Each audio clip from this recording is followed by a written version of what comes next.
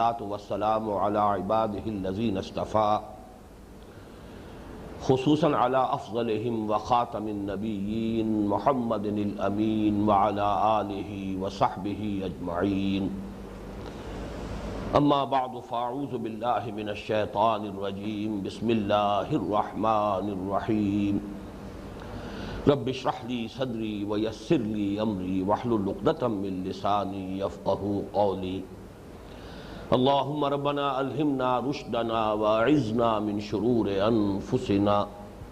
اللهم أرنا الحق حقا وارزقنا اتباعه وأرنا الباطل باطلا وارزقنا اجتنابه.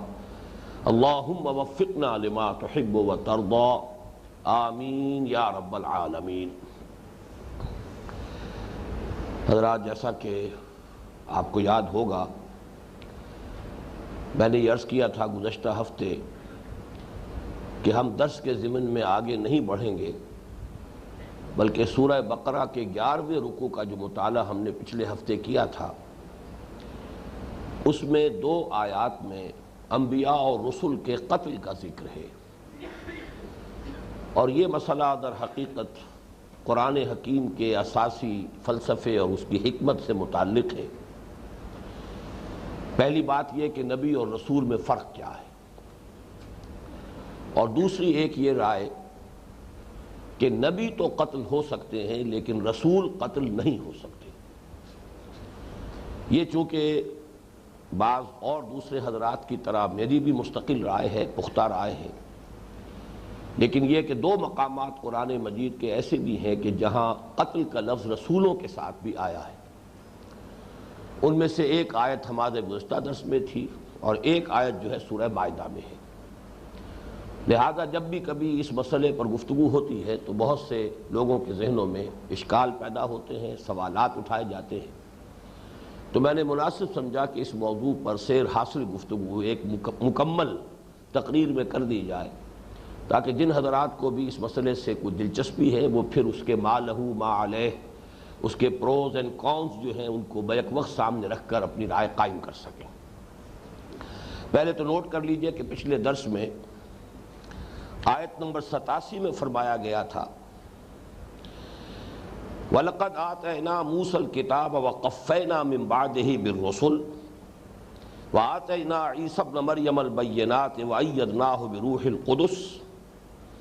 أَفَكُلَّمَا جَاءَكُمْ رَسُولٌ بِمَا لَا تَهْوَىٰ أَنفُسُكُمُ اسْتَكْبَرْتُمْ فَفَرِيقًا كَذَّبْتُمْ وَفَرِيقًا تَقْتُلُونَ۔ اس آیت مبارکہ میں رسولوں کے تذکرے کے ساتھ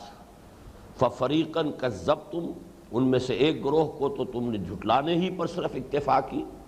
وَفَرِيقًا تَقْتُلُونَ، اور ایک گروہ کو تو تم قتل بھی کرتے رہے۔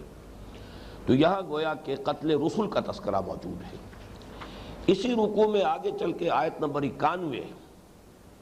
وَإِذَا قِيلَ لَهُمْ آمِنُوا بِمَا أَنزَلَ اللَّهُ قَالُوا نُؤْمِنُ بِمَا أُنزِلَ عَلَيْنَا وَيَكْفُرُونَ بِمَا وَرَاءَهُ وَهُوَ الْحَقُّ مُصَدِّقًا لِمَا مَعَهُمْ قُلْ فَلِمَ تَقْتُلُونَ أَنبِيَاءَ اللَّهِ مِن قَبْلُ إِن كُنتُم مُؤْمِنِينَ۔ اس آیت مبارکہ میں یہاں پہ قتل کا لفظ جو ہے انبیاء کے بارے میں آیا ہے، اور غالباً یہ واحد مقام ہے قرآن مجید کا کہ جہاں ایک ہی رکوع میں اور ایک ہی سلسلہ کلام میں قتل رسل کا تذکرہ بھی ہے اور قتل انبیاء کا تذکرہ بھی ہے۔ بہرحال اس کے بارے میں اب میں چاہتا ہوں کہ تفصیل سے آپ کے سامنے اپنی رائے رکھوں، لیکن یہ کہ اس سے آگے بڑھنے سے پہلے وہی بات جو میں نے بارہا کہی ہے کہ اہم مضامین قرآن مجید میں کم سے کم 2 مرتبہ ضرور آتے ہیں، تو اس کے لیے میں چاہتا ہوں کہ نوٹ کر لیں کہ آیت نمبر 87 میں جو بات آئی ہے وہ سورہ مائدہ کی آیت نمبر 70 میں بھی ہے۔ لَقَدْ أَخَذْنَا مِيثَاقَ بَنِي إِسْرَائِيلَ وَأَرْسَلْنَا إِلَيْهِمْ رُسُلًا، یہاں پہ بھی لفظ رسول ہے۔ كُلَّمَا جَاءَهُمْ رَسُولٌ بِمَا لَا تَهْوَىٰ أَنفُسُهُمْ فَرِيقًا كَذَّبُوا وَفَرِيقًا يَقْتُلُونَ، سورہ مائدہ کی آیت نمبر 70، تاکہ یہ بات اور واضح ہو جائے کہ یہ معاملہ جو ہے، میں نے عرض کیا تھا کہ 2 مقامات ہیں قرآن مجید کے کہ جس میں یہ قتل کا لفظ جو ہے یہ رسولوں کے تذکرے کے ضمن میں آیا ہے۔ تو پہلی آیت نمبر 87 سورہ بقرہ کی اور دوسری آیت نمبر 70 سورہ مائدہ کی۔ اب آئیے اس اصل مسئلے کی طرف۔ سب سے پہلی بات تو یہ کہ نبی اور رسول میں فرق کیا ہے۔ جہاں تک لغت کا تعلق ہے، نبی کے بارے میں اگرچہ اکثر حضرات کی رائے تو یہ ہے کہ یہ نبع سے مشتق ہے۔ نبع اما یتساءلون عن النبع العظیم الذی هم فیہ مختلفون، اہم خبر۔ نبع سے نبی اہم خبر دینے والا، کیونکہ ظاہر بات ہے کہ نبی کو اللہ تعالیٰ کی طرف سے غیب کی اطلاعات ملتی ہیں، غیب کا علم عطا ہوتا ہے، غیبی امور جن کا تعلق ایمان سے ہے۔ ظاہر بات ہے کہ نبی اسی لیے نبی ہوتا ہے کہ ان امور پر انہیں مطلع کیا جاتا ہے اور پھر وہ ان امور کی اطلاع دیتے ہیں تمام لوگوں کو، اور ان پر اعتماد کرتے ہوئے اور اپنی فطرت کی گواہی کو بھی سامنے رکھتے ہوئے لوگ اس کی تصدیق کرتے ہیں۔ البتہ کچھ لوگوں کی رائے یہ بھی ہے کہ یہ نبون سے مشتق ہے۔ نبون جو ہے وہ ہے کسی بلند مقام، تو نبون گویا کہ اگر اس سے نبی کو مشتق مانا جائے تو بلند مرتبہ شخصیت۔ اس اعتبار سے جہاں تک لغوی مفہوم کا تعلق ہے نبی کا، وہ میرا خیال ہے کہ یہ دونوں آراء سامنے رہے تو بات کفایت کرے گی۔ جہاں تک رسول کا تعلق ہے، یہ ارسل یرسل ارسالا، بھیجنا، یہ کسی کو پیغامبر بنا کر بھیجنا، کسی کی طرف کوئی خط بھیجنا، کسی کی طرف کوئی پیغام بھیجنا۔ ارسل یرسل ارسالا، اس سے رسول بھی ہے اور مرسل بھی ہے۔ رسول بھیجا ہوا اور مرسل، اصل میں باب افعال سے جو اس کا مفعول بنے گا وہ مرسل، تو لفظ مرسل بھی قرآن مجید میں آیا ہے، لیکن یہ کہ اصل میں دین کی بڑی اہم اصطلاح جو ہے وہ رسول ہے۔ اب ان دونوں کے بارے میں ایک بات تو متفق علیہ ہے تمام اہل علم کے مابین، کہ نبی عام ہے، رسول خاص ہے۔ یعنی ہر رسول تو لازماً نبی ہے، ہر نبی لازماً رسول نہیں ہے۔ یہی وجہ ہے کہ ہمارے ہاں بعض روایات کی بنیاد پر جو عام خیال ہے وہ یہ ہے کہ انبیاء کی تعداد تو 1,00,000 سے بھی زائد ہے، 1,24,000 یا اس سے بھی زیادہ بڑھ کر، اور رسولوں کی تعداد 313 ہے۔ اور اس میں ایک مطابقت ہے اصل میں کہ اصحاب بدر جو ہیں وہ 313 تھے، صحابہ کے جنہوں نے بدر میں حصہ لیا، اور جو حضرات کے حجۃ الوداع کے موقع پر موجود تھے جن سے حضور نے خطاب فرمایا، ان کی تعداد 1,24,000 ہے۔ شاید کوئی مطابقت ان کے مابین ہو، اس لیے کہ ان اعداد کی بھی ایسا محسوس ہوتا ہے کوئی مطابقت ہے۔ جیسے 12 نقیب تھے بنی اسرائیل کے، ایسے ہی حضور نے صلی اللہ علیہ وسلم اوس اور خزرج میں بھی 12 نقیب مقرر کیے، اور وہی لفظ استعمال کیا نقبا، کہ جو بنی اسرائیل کے اندر نقیب تھے۔ حالانکہ وہاں تو بات یہ سمجھ میں آتی ہے کہ چونکہ 12 قبیلے تھے تو ہر قبیلے میں حضور نے ایک کو نقیب مقرر کیا۔ یہاں قبیلے صرف 2 تھے، اوس اور خزرج، تو یہ بھی ہو سکتا تھا صرف 2 نقیب ہوتے، لیکن کوئی اعداد کی بھی کوئی بات ہے کہ معلوم ہوتا ہے کہ ان کی کوئی حیثیت اور اہمیت ہے۔ اس پہلو سے میں عرض کر رہا ہوں کہ یہاں حضور نے خزرج سے 9 اور اوس سے 3 نقبا مقرر کیے، کل تعداد وہی 12، 12 نقیبہ جو قرآن مجید میں بنی اسرائیل کے تذکرے میں تعداد آئی ہے، وہی تعداد حضور صلی اللہ علیہ وسلم نے اوس اور خزرج میں جو نقبا مقرر کیے وہ ان کی ہے۔ اس حوالے سے صرف میں نے یاد دلایا ہے کہ یہی تعداد ہے جو بعض روایات میں انبیاء اور رسول کی آتی ہے، اور ان کی ایک مطابقت ہے صحابہ کی تعداد سے، وہ صحابہ کے جو غزوہ بدر میں تھے۔ ظاہر بات ہے ان کا رتبہ بہت بلند ہے۔ بدری صحابہ کے بارے میں تو آپ کو معلوم ہے کہ ایک صحابی سے جو اتنی بڑی خطا ہو گئی تھی کہ جس کی سزا جو ہے واقعتاً قتل کرنا بھی ہو سکتا تھا، کہ ایک بہت بڑی غداری کا معاملہ اس کو شمار کیا جا سکتا تھا، کہ مخبری کر دی تھی، حضور صلی اللہ علیہ وسلم کے ایک راز کو افشا کیا تھا۔ لیکن یہ کہ جب حضرت عمر نے یہ عرض کیا تھا کہ حضور مجھے اجازت دیجئے کہ میں اس کی گردن مار دوں، تو حضور نے یہی فرمایا تھا کہ عمر تمہیں معلوم نہیں کہ یہ تو بدری صحابی ہے، اور اللہ تعالیٰ نے بدریوں کے تو اگلے پچھلے سارے گناہ معاف کر دیے، تو یہ رتبہ بہت بلند ہے۔ لیکن بہرحال جن حضرات کو سعادت نصیب ہوئی ہے حضور صلی اللہ علیہ وسلم کے ساتھ حج کرنے کی، اور جو حجۃ الوداع میں حضور کے خطبے میں براہ راست مخاطب تھے اور آپ سے سن رہے تھے، ان کا اپنا ایک مقام ہے۔ تو ان 2 تعدادوں کے حوالے سے ہو سکتا ہے کہ یہ تعداد وہی ہو کہ جو انبیاء اور رسل کی تعداد ہے۔ بہرحال اس وقت صرف یہ عرض کرنا تھا کہ یہ چیز تو متفق علیہ ہے اہل علم کے مابین کہ رسول خاص ہے، نبی عام ہے، یعنی ہر رسول تو لازماً نبی ہے، ہر نبی لازماً رسول نہیں ہے۔ اور یہاں میں چاہتا ہوں کہ نوٹ کر لیجئے، اس لیے کہ ہمارے سلسلہ درس میں بہت مرتبہ مومن اور مسلم کے مابین بھی گفتگو ہوئی ہے کہ کیا فرق ہے، اور وہاں بھی یہ بات نوٹ کر لیجئے کہ اس پر اتفاق ہے کہ مومن خاص ہے، مسلم عام ہے۔ ہر مومن تو لازماً مسلم ہے، ہر مسلم لازماً مومن نہیں ہے۔ دوسری بات جو اہل علم تسلیم کرتے ہیں، ان دونوں یہ جو جوڑے ہیں، نبی رسول اور مسلم اور مومن، ان دونوں کے بارے میں ایک بات کہی جاتی ہے کہ اذا اجتمعا تفرقا واذا تفرقا اجتمعا، یعنی جب تو یہ دونوں ساتھ ساتھ آئیں گے، یہ الفاظ کسی مقام پر نبی کا لفظ بھی آیا ہو، رسول کا لفظ بھی آیا ہو، تو وہاں تو ان کے جو معنی ہیں وہ مختلف ہو جائیں گے۔ ورنہ یہ کہ یہ ایک دوسرے کی جگہ استعمال ہو سکتے ہیں مترادف الفاظ کے طور پر، یعنی کہاں کسی جگہ پر صرف رسول کا لفظ آیا ہے تو وہ نبی کے معنی میں آ سکتا ہے، کسی جگہ صرف نبی کا لفظ آیا ہے وہ رسول کے لیے استعمال ہو سکتا ہے، کسی جگہ صرف مومن کا لفظ آیا ہے وہ مسلم کے معنی میں استعمال ہو سکتا ہے، کسی جگہ صرف اسلام یا مسلم کا تذکرہ ہے تو وہ مومن اور ایمان کے معنی میں مستعمل ہو سکتا ہے۔ گویا کہ علیحدہ علیحدہ آئیں تو معنی ایک ہو سکتے ہیں، مترادف ہو سکتے ہیں۔ اذا تفرقا اجتمعا، جب یہ علیحدہ علیحدہ ہو، جدا ہو، تو ان کا مفہوم جو ہے وہ یکجا ہو جاتا ہے اور یہ مترادف بن جاتے ہیں، ایک دوسرے کی جگہ استعمال ہو سکتے ہیں۔ وَإِذَا اجْتَمَعَا، جب ایک جگہ پر آئیں گے تو ظاہر بات ہے کہ جسے انگریزی میں کہا جاتا سائملٹینیس کنٹراسٹ، اگر ایک ہی جگہ پر یہ دو لفظ آ رہے ہوں تو وہاں یقیناً ان کے مفہوم کے اندر کوئی فرق ہوگا، جس کے لیے بہت مشہور آیت جو ہے ایمان اور اسلام کے فرق کے ضمن میں، وہ سورہ حجرات کی آیت نمبر 14 ہے، قالت الاعراب آمنا قل لم تؤمنوا ولکن قولوا اسلمنا۔ یہ بدو دعویٰ کر رہے ہیں کہ ہم ایمان لے آئے ہیں، نبی صلی اللہ علیہ وسلم ان سے کہہ دیجئے کہ تم ہرگز ایمان نہیں لائے ہو، صرف یہ کہہ سکتے ہو کہ ہم اسلام لے آئے ہیں، ہم نے اطاعت قبول کر لی ہے، ہم مسلمان ہو گئے۔ اب یہاں ظاہر بات ہے کہ ان دونوں کے مفہوم میں یقیناً کوئی بہت بڑا فرق ہے کہ ایک شے کی نفی کی جا رہی ہے اور نفی بھی بڑی تاکید کے ساتھ، اور دوسری کا اس بات کیا جا رہا ہے۔ تو جو میں نے عرض کیا ہے اس کا خلاصہ یہ ہے کہ نبی اور رسول بھی مسلم اور مومن کے طرح کا ایک ایسا جوڑا ہے اصطلاحات قرآنی کا کہ جن میں ایک بات پر تو یہ اتفاق ہے کہ جب یہ ایک جگہ آئیں گے تو ان میں اختلاف ہو جائے گا معنی اور مفہوم میں، اور جب علیحدہ علیحدہ کہیں آئیں گے، دور آئیں گے، یکجا کوئی لفظ استعمال ہو رہا ہوگا تو یہ ایک دوسرے کی جگہ پر استعمال ہو سکتے ہیں مترادف الفاظ کی حیثیت سے۔ اور دوسرا اس پر اتفاق ہے کہ جس طرح مسلم عام ہے، مومن خاص ہے، اسی طریقے سے نبی عام ہے اور رسول خاص ہے۔ ہر رسول لازماً جو ہے نبی ہے، لیکن ہر نبی لازماً رسول نہیں ہے۔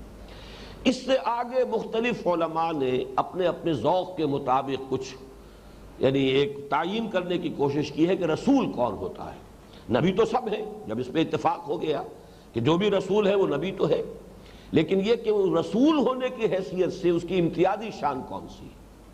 اس میں جو بات بعض حضرات نے کہی ہے وہ یہ ہے کہ جو صاحب کتاب ہے وہ رسول ہے، اور جو بغیر کسی کتاب کے ہے وہ نبی ہے۔ ایک رائے یہ کہی گئی ہے کہ جو کوئی نئی شریعت لے کر آئے وہ رسول ہے، جو کسی سابق شریعت ہی کی تجدید اور اسی کی تعمیل اور اسی کی تذکیر، اسی کی توثیق کرتے ہوئے آئے وہ صرف نبی ہے۔ لیکن یہ دونوں چیزیں جو ہے قطعاً جو ہے اس پورے معاملے کی توجیح نہیں کر پاتی، اس لیے کہ ہمیں معلوم ہے کہ حضرت مسیح علیہ السلام رسول ہیں، تعین کے ساتھ قرآن مجید میں موجود ہے رسولاً الی بنی اسرائیل، اور یہ کہ سورہ صف کی وہ آیت مبارکہ بھی یاد کیجئے، وَإِذْ قَالَ عِيسَى ابْنُ مَرْيَمَ يَا بَنِي إِسْرَائِيلَ إِنِّي رَسُولُ اللَّهِ إِلَيْكُمْ مُصَدِّقًا لِمَا بَيْنَ يَدَيَّ مِنَ التَّوْرَاةِ وَمُبَشِّرًا بِرَسُولٍ يَأْتِي مِن بَعْدِي اسْمُهُ أَحْمَدُ۔ وہ رسول ہے لیکن کوئی نئی شریعت لے کر نہیں آئے۔ شریعت موسوی جو ہے علیہ الصلاۃ والسلام، در حقیقت اسی کو انہوں نے اسی کی تجدید کی ہے، اور وہ الفاظ آج بھی موجود ہے متی کی انجیل میں کہ don't think I have come to destroy law, یہ جو شریعت موسوی ہے، قانون جو ہے وہ برقرار رہے گا، اس کا ایک شوشہ بھی میں بدلنے کے لیے نہیں آیا ہوں، لیکن کتاب تو لائے ہیں، شریعت نہیں لائے۔ دوسری طرف ہمارے سامنے حضرت داؤد کی مثال ہے، انہیں کتاب تو دی گئی ہے، زبور ہے، لیکن وہ رسول نہیں ہے، صرف نبی ہے۔ اس حوالے سے یہ فرق یا یہ امتیاز جو ہے یہ اس معاملے کی پوری توجیہ نہیں کرتا۔ اب میں اس ضمن میں اپنی ایک رائے عرض کر رہا ہوں، اور اس کے ضمن میں دو باتیں ضمن میں رکھیے۔ چونکہ بہت سے معاملات ایسے ہیں کہ جنہیں کسی سادہ مثال سے سمجھنا آسان ہوتا ہے۔ ہمارے ہاں آپ کو معلوم ہے کہ جو سروسز ہیں، گورنمنٹ سروسز، ان کے کچھ کارڈرز معین ہیں۔ ایک سی ایس پی کلاس ہے، ایک پی سی ایس کلاس ہے، یہ کلاس ہے، یہ کارڈرز ہیں، یہ مراتب ہیں۔ لیکن ایک ہوتا ہے کسی سی ایس پی آفیسر کا اپوائنٹمنٹ، اسے فرض کیجئے کہ ڈی سی ساہیوال اپوائنٹ کیا گیا، اب یہ بات اس کی بالکل دوسری ہو گئی، اس کا جو مرتبہ ہے وہ وہی رہے گا، کارڈر وہی رہے گا، وہ سی ایس ایس یا سی ایس پی آفیسر جو ہے اس کا مرتبہ تو وہی رہے گا، چاہے پھر اس کو تبدیل کر دیا جائے، کہیں وہ کسی گورنمنٹ پروونشل یا سینٹرل گورنمنٹ میں کہیں اس کو ڈپٹی سیکریٹری لگا دیا جائے، سیکریٹری لگا ہوا ہو، کوئی اور اس کو منصب دے دیا جائے۔ تو ایک ہے منصب، جہاں نصب کیا گیا کسی کو، جہاں کسی کو اپوائنٹ کیا گیا، جہاں کوئی تعین کے ساتھ کوئی ذمہ داری اس کے سپرد کی گئی۔ ایک ہے مرتبہ۔ تو مراتب اور مناصب، ان دونوں میں فرق ہے۔ مرتبہ و مقام جو ہے وہ نبوت ہے، لیکن جب نبی کسی معین قوم یا کسی معین شہر یا کسی معین علاقے یا کسی معین ملک کی طرف بھیجا جاتا ہے، اب دیکھیں یہاں اس لفظ کی مناسبت قائم ہو گئی، ارسل یرسل ارسالا، جیسے کہ حضرت موسیٰ علیہ السلام سے فرمایا گیا، وہ پہلی جو گفتگو ہوئی ہے کوہ طور پر، جبکہ وہ واپس آ رہے تھے اپنے اہل و عیال کو لے کر مدین سے اور مصر کی طرف واپسی کا سفر کر رہے تھے، اور رات کے وقت اللہ تعالیٰ نے انہیں طلب فرما لیا، وہ سارا واقعہ تفصیل سے آپ کے علم میں ہے۔ جب پہنچے ہیں وہاں پھر مخاطبہ الہی سے مشرف ہوئے ہیں، تو آخر میں جو بات کی گئی فَاذْهَبْ اذْهَبْ إِلَىٰ فِرْعَوْنَ، اب جاؤ فرعون کی طرف جاؤ۔ یہ در حقیقت جانے کا حکم جو ہے یہ ارسلہ یرسلو ارسالن کے ساتھ قابل مطابقت رکھتا ہے۔ یہی وجہ ہے کہ ہمیشہ آپ دیکھیں گے رسولوں کے تذکرے میں وَإِلَىٰ مَدْيَنَ أَخَاهُمْ شُعَيْبًا، الہ کے ساتھ آئے گا، وَإِلَىٰ عَادٍ أَخَاهُمْ هُودًا وَإِلَىٰ ثَمُودَ أَخَاهُمْ صَالِحًا۔ تو مختلف یہ کہ الہ کے ساتھ کسی نہ کسی کی طرف تعین کے ساتھ بھیجا جائے، جیسے ابھی میں نے عرض کیا تھا سورہ بنی اسرائیل میں فرمایا حضرت عیسیٰ کے لیے رسولاً الی بنی اسرائیل، تعین کے ساتھ، یہ تعین ہے کہ بنی اسرائیل کی طرف رسول بنا کر بھیجے گئے۔ تو گویا کہ نبوت ایک مرتبہ ہے، ایک مقام ہے،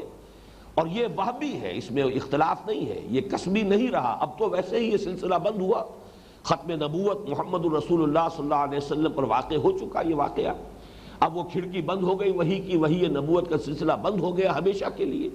لیکن جب تک یہ سلسلہ جاری تھا اس وقت تک بھی اس میں قسم کو دخل نہیں تھا، بلکہ یہ اللہ تعالیٰ کا اپنا چوائس تھا، اللہ تعالیٰ جس کو چاہتا تھا اللہ تعالیٰ کی طرف سے وہبی طور پر یہ مرتبہ عطا ہو جاتا تھا کہ اس پر وحی نازل ہو رہی ہے، اللہ نے اسے چن لیا ہے۔ ان اللہ اصطفیٰ آدم و نوحا وآل ابراہیم وآل عمران علی العالمین۔ لیکن یہ ہے کہ اس کے بعد اب اگر نبوت پر فائز ہونے کے بعد، اس مرتبے کے حصول کے بعد اگر اسے کوئی اپوائنٹمنٹ لیٹر نہیں ملا، کسی معین قوم کی طرف نہیں بھیجے گئے، کسی معین ملک یا علاقے کی طرف مبعوث نہیں ہوئے، تو وہ صرف نبی رہیں گے۔ لیکن اگر کسی معین علاقے، معین قوم، معین ملک کی طرف انہیں بھیج دیا گیا تعین کے ساتھ، تو اب وہ رسول ہیں۔ یہ در حقیقت ان کی حیثیت منصبی ہے، جبکہ نبوت در حقیقت ایک کارڈر ہے۔ اس کو یوں سمجھیے اب کہ یہی وجہ ہے کہ نبی کی حیثیت بالعموم جب آپ قرآن مجید میں مطالعہ کریں گے تو مثلا حضرت یوسف علیہ السلام وہ نبی ہے، رسول نہیں ہے، لہذا انہوں نے کہیں بھی یہ مطالبہ نہیں کیا کہ میری اطاعت کرو، لازماً مجھ پر ایمان لاؤ۔ رسول کا پہلا مطالبہ یہ ہوتا ہے کہ مجھے مانو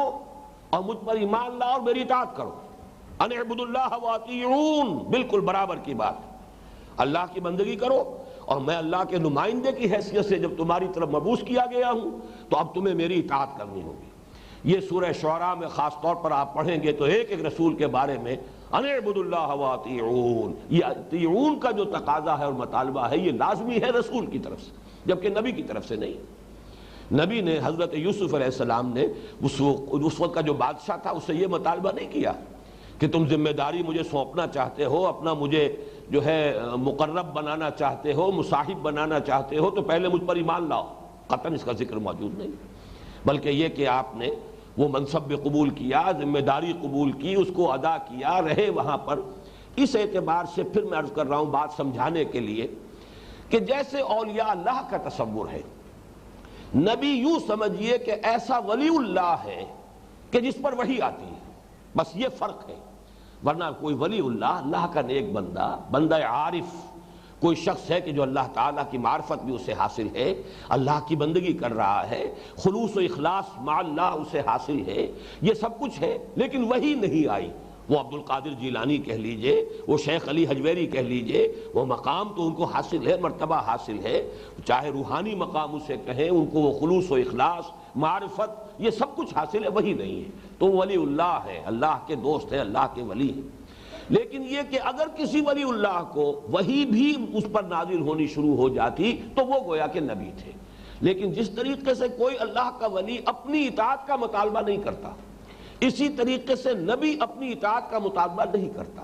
وہ حق کی تلقین کرتا ہے، بھلائی کو پھیلاتا ہے، جیسے ہمارے اولیاء اللہ نے دین کی تبلیغ کی ہے، حق کو پھیلایا ہے، لوگوں کی تربیت کی ہے، لوگوں کا تزکیہ کیا ہے۔ ایسے بھی لوگ ہیں،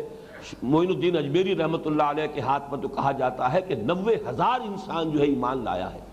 لیکن یہ کہ وہ ظاہر بات ہے کہ وہ اپنی اطاعت کا مطالبہ نہیں کرتے۔ اطاعت تو اللہ کی ہے، اس کے رسول کی ہے، شریعت کی پابندی ہے، لیکن یہ کہ وہ خیر کو پھیلانا، بھلائی کی دعوت دینا، نیکی کی تلقین کرنا، امر بالمعروف نہی عن المنکر، جو ہر صاحب ایمان کا کام ہے، جو ہر بندہ مخلص کا کام ہے، جو بھی اللہ کے ساتھ اخلاص اور خلوص کا رشتہ رکھتا ہے، اسے یہ سارے کام کرنے ہیں۔ دعوت الی الخیر کا کام کرنا ہے، وَلْتَكُن مِّنكُمْ أُمَّةٌ يَدْعُونَ إِلَى الْخَيْرِ وَيَأْمُرُونَ بِالْمَعْرُوفِ وَيَنْهَوْنَ عَنِ الْمُنكَرِ وَأُولَٰئِكَ هُمُ الْمُفْلِحُونَ۔ یہ کام سب کو کرنے ہیں، تمام اہل ایمان کو کرنے ہیں۔ ظاہر بات ہے جس کا ایمان جتنا گہرا ہوگا، جس کا یقین جتنا پختہ ہوگا، اتنا ہی وہ ان کاموں کے اندر جو ہے وہ اور اپنی جان مار رہا ہوگا، تن من دھن اس کے اندر لگا رہا ہوگا، یہ ساری چیزیں ہوں گی۔ ایک ولی اللہ کی طرح پر نبی کا نقشہ بھی ہے، جس کے میں نے کہ عرض کیا کہ قرآن مجید میں اس کی نمایاں ترین مثال حضرت یوسف علیہ السلام، یعنی پوری زندگی انہوں نے گزار دی ہے اس مصر کے ماحول میں رہتے ہوئے، لیکن کہیں آپ کو ان کی زبان سے، حالانکہ پوری سورہ مبارکہ جو ہے سورہ یوسف، 13 رکوعوں پر مشتمل سورہ یوسف واحد مثال ہے پورے قرآن مجید میں کہ ایک سورت میں صرف ایک نبی کے حالات کا تذکرہ آیا اور کس قدر تفصیل کے ساتھ آیا۔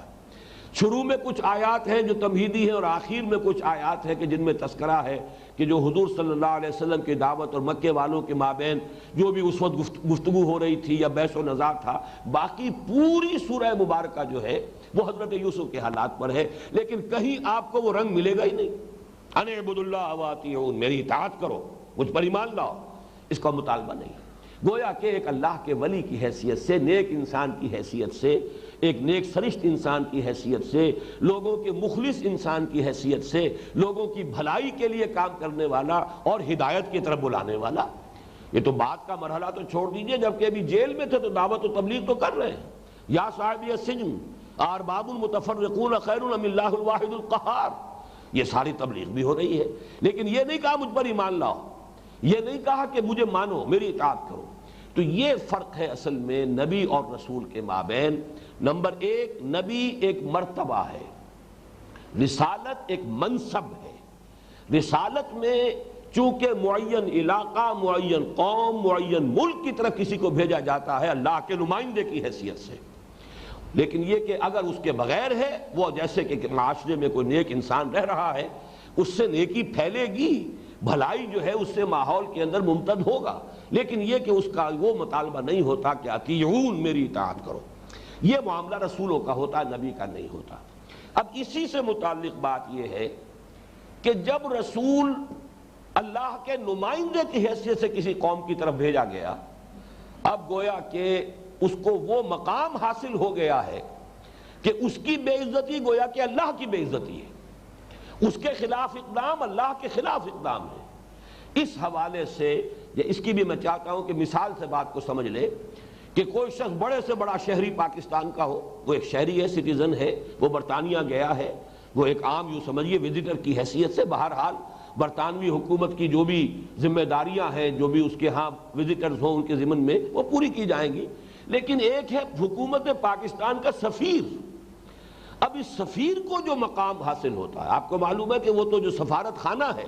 وہ در حقیقت اس ملک کا اپنا جو ہے علاقہ سمجھا نہیں جاتا کہ جس ملک کے اندر وہ سفارت خانہ قائم ہے، بلکہ وہ تو انکلیو ایک ایسا ہے کہ گویا کہ ایک دوسرے ملک کی وہاں پر عملداری ہے، اور اس اپنے ملک کی عملداری نہیں ہے، اس کا قانون وہاں پر نافذ نہیں ہوتا، اور سفیر کی بے عزتی در حقیقت اس ملک کی بے عزتی ہے۔ سفیر ہی کا تو قتل ہوا تھا، جس کے بعد جن کو شہید کیا گیا حضور صلی اللہ علیہ وسلم کے ایک جو نامہ مبارک لے کر گئے تھے شاہ غسان کی طرف، ان کو شہید کر دیا گیا، اور اس کے بعد حضور صلی اللہ علیہ وسلم نے فوج کشی کی۔ اسے گویا کہ ایک اعلان جنگ آپ نے سمجھا ہے۔ جنگ موتا جو ہوئی ہے موتا، وہ در حقیقت اس بنا پر ہوئی ہے کہ حضور کے ایک نامہ بر کو شہید کر دیا گیا۔ باقی یہ کہ اور جن لوگوں نے اگرچہ شہنشاہ ایران نے الفاظ تو استعمال کیے اہانت آمیز حضور کے لیے بھی، اور سلوک اس کا اچھا نہیں تھا، لیکن بہرحال اس نے سفیر کو قتل نہیں کیا۔ لیکن یہاں چونکہ قتل کر دیا گیا، ان کو شہید کر دیا گیا، اب اس کو گویا کہ اعلان جنگ متصور کیا حضور نے صلی اللہ علیہ وسلم، اور آپ نے فوج کشی کی۔ تو اس حوالے سے سمجھ لیجئے کہ جیسے سفیر کا رتبہ ہے کہ اس کے خلاف اقدام اس حکومت کے خلاف اقدام ہے کہ جس کا وہ سفیر ہے، بالکل یہی معاملہ ہے رسول کا۔ رسول کے لیے یہ کہ اس کی حفاظت کا ذمہ اللہ لیتے ہیں، اور اللہ تعالیٰ کا ایک مستقل قاعدہ ہے، قانون ہے، اور یہ قانون بھی جیسا کہ میں نے بارہا عرض کیا ہے کہ اہم مضامین قرآن مجید میں 2 جگہ ضرور آتے ہیں، تو 2 مقامات پر تو بہت ہی صراحت کے ساتھ یہ آئے ہیں۔ سورہ مجادلہ کی آیت نمبر 21 دیکھیے،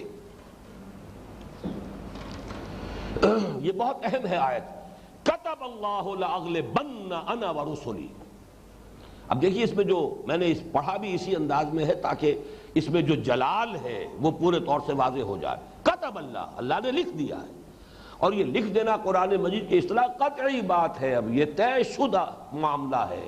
اس میں کسی شک و شبے کی گنجائش نہیں۔ کتب اللہ لأغلبن انا ورسلی، اللہ نے لکھ دیا ہے، طے کر دیا ہے، اس کا قطعی فیصلہ ہے، لازماً غالب آؤں گا میں اور میرے رسول۔ اب یہاں دیکھیے رسولوں کو جس طرح اپنی ذات کے ساتھ اٹیچ کیا ہے، یہاں بھی لفظ رسول ہے، نبی نہیں ہے۔ اب میں چاہتا ہوں کہ یہ ظاہر بات ہے کہ قرآن مجید میں جب الفاظ کا انتخاب ہوتا ہے اور استعمال کیے جاتے ہیں الفاظ، تو ان میں یقیناً حکمت ہے۔ اسی طریقے سے اب دوسری جگہ دیکھیے،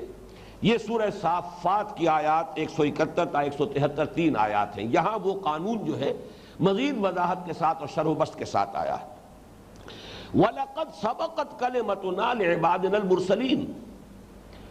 ہمارا یہ فیصلہ، ہمارا یہ کلمہ،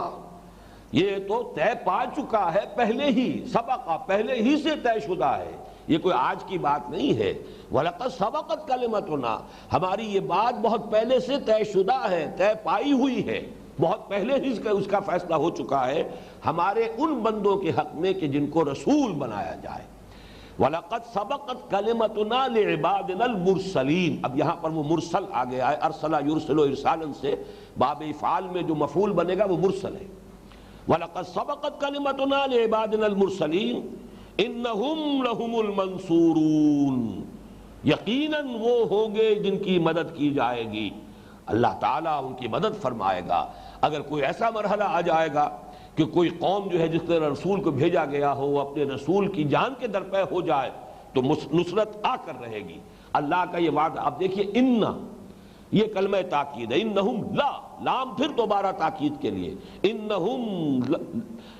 لہم المنصورون، اور ہم جو آیا ہے حصر کے طور پر اور پھر تاکید کے لیے، تو تاکید کے کتنے اسلوب جمع کر دیے گئے۔ وَلَقَدْ سَبَقَتْ كَلِمَتُنَا لِعِبَادِنَا الْمُرْسَلِينَ إِنَّهُمْ لَهُمُ الْمَنْصُورُونَ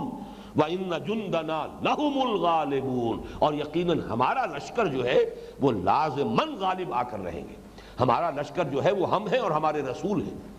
كَتَبَ اللَّهُ لَأَغْلِبَنَّ أَنَا وَرُسُلِي، لکھ دیا ہے اللہ نے کہ میں اور میرے رسول غالب رہیں گے، اور یہ اس کی وضاحت 3 آیات میں یہاں ہو گئی۔ وَلَقَدْ سَبَقَتْ كَلِمَتُنَا لِعِبَادِنَا الْمُرْسَلِينَ إِنَّهُمْ لَهُمُ الْمَنْصُورُونَ وَإِنَّ جُنْدَنَا لَهُمُ الْغَالِبُونَ۔ اب ایک اور بات نوٹ کر لیجئے، ایک سورہ قمر میں حضرت نوح علیہ السلام کی فریاد نقل کی گئی کہ ان کی جو فریاد تھی جبکہ وہ مغلوب ہونے لگے، قوم گویا کہ ان کے خلاف کوئی دسترازی کرنے والی تھی، تو انہوں نے جو فریاد کی ہے، یہ سورہ قمر کی آیت نمبر 10 ہے، فَدَعَا رَبَّهُ أَنِّي مَغْلُوبٌ فَانْتَصِرْ، اس نے پکارا اپنے رب کو، اے پروردگار میں تو مغلوب ہوا چاہتا ہوں، پس انتقام لے۔ یہ فا جو ہے یہاں پر یہ اسی قانون کا تقاضا ہے. حضرت نوح علیہ السلام اللہ کے اسی قانون کو انووک کر رہے ہیں. اے اللہ تیرا مستقل قانون ہے، تیرا مستقل قاعدہ ہے، اس لیے کہ وَلَقَدْ سَبَقَتْ كَلِمَتُنَا، ہماری یہ بات پہلے سے طے شدہ ہے، ہمارا یہ اصول اور قانون جو ہے پہلے ہی سے طے شدہ ہے. اس قانون کے حوالے سے فریاد ہو رہی ہے فَدَعَا رَبَّهُ أَنِّي مَغْلُوبٌ فَانْتَصِرْ، تو اس نے پکارا اپنے رب کو کہ اے پروردگار میں تو مغلوب ہوا چاہتا ہوں، مجھ پر تو یہ غالب آ رہے ہیں، پس تو انتقام لے. یہ گویا کہ اس قانون کے تحت ہی اسی کی ایک اپلیکیشن کی ایک مثال ہے جو یہاں آ گئی. اب میں چاہتا ہوں کہ قرآن مجید کے ان مقامات کا ذرا مطالعہ کریں جہاں قطعیت کے ساتھ رسولوں کے یا انبیاء کے قتل کا ذکر ہے کہ وہاں کیا لفظ آئے.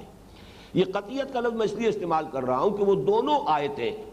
کہ جن کا میں نے حوالہ شروع میں دیا ہے، یعنی سورہ بقرہ کی آیت نمبر 87 اور سورہ مائدہ کی آیت نمبر 70، ان دونوں میں فعل مضارع استعمال ہوا ہے رسولوں کے قتل کے ضمن میں. تقتلون یقتلون،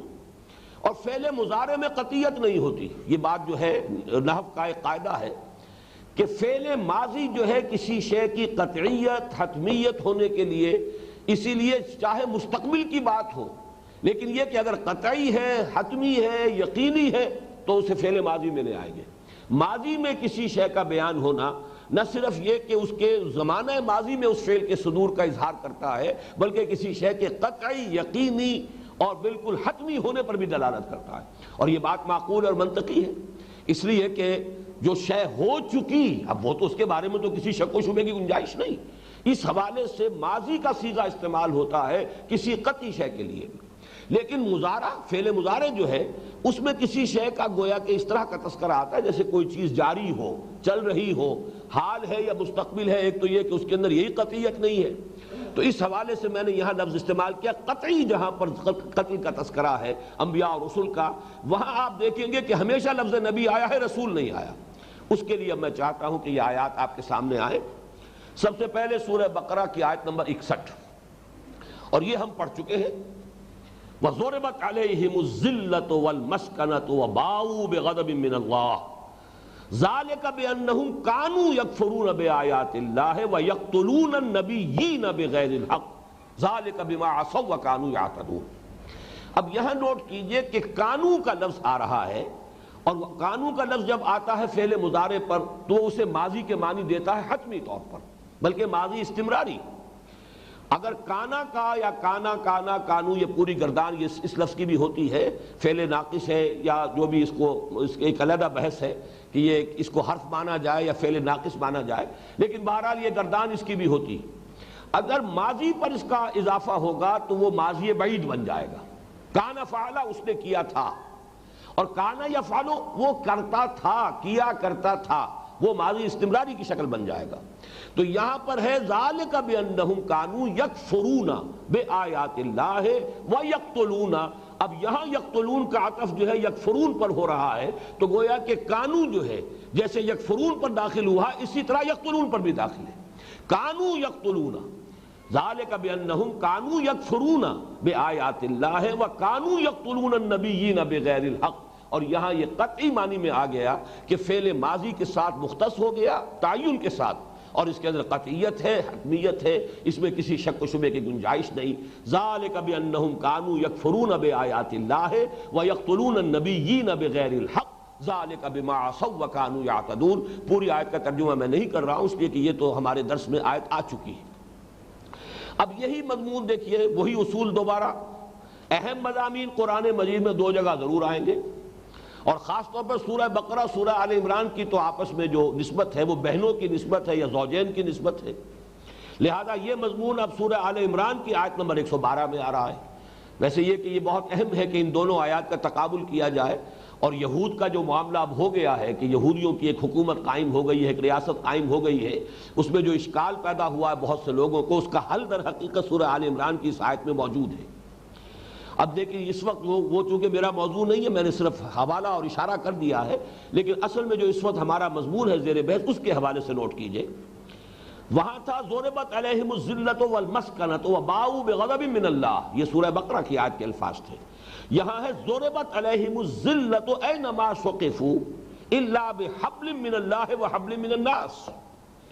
ان پر ذلت تھوپ دی گئی، مسلط کر دی گئی جہاں بھی وہ پائے جائیں گے، مگر یہ کہ اللہ تعالیٰ کے کسی سہارے پر یا لوگوں کے سہارے سے، لوگوں کا کوئی معاہدہ ہو جائے، لوگوں کی پروٹیکشن ہو۔ اور آپ کو معلوم ہے، ہر شخص جانتا ہے کہ اسرائیل کی ریاست جو ہے وہ اپنے بل پر قائم نہیں ہے، بلکہ وہ در حقیقت اس کو قائم کرنے میں اس وقت کا فرنگ جو تھا جبکہ یہ قائم ہوئی ہے، اس وقت زیادہ اہمیت جو ہے اعلان بالفور کے حوالے سے یہ سلسلہ شروع ہوا تھا جو 1948 میں اسرائیل کے قیام پر منتج ہوا ہے، تو وہ اس میں سب سے بڑا رول پلے کیا برطانیہ نے،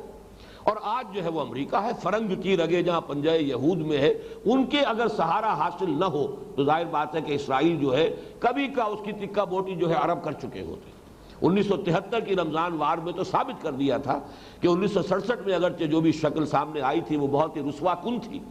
خاص طور پر مصریوں کے لیے، لیکن تمام عرب اقوام کے لیے، لیکن 1973 میں مصریوں نے اپنی شکست کا داغ دھو دیا تھا، وہ جو کلنک کا ٹیکا تھا وہ مٹا دیا تھا۔ لیکن یہ کہ جب امریکہ کی براہ راست اس کے اندر جو ہے وہ ان کو حفاظت حاصل ہوئی ہے تو پھر ان کا تحفظ ہوا۔ تو الا بحبل من اللہ وحبل من الناس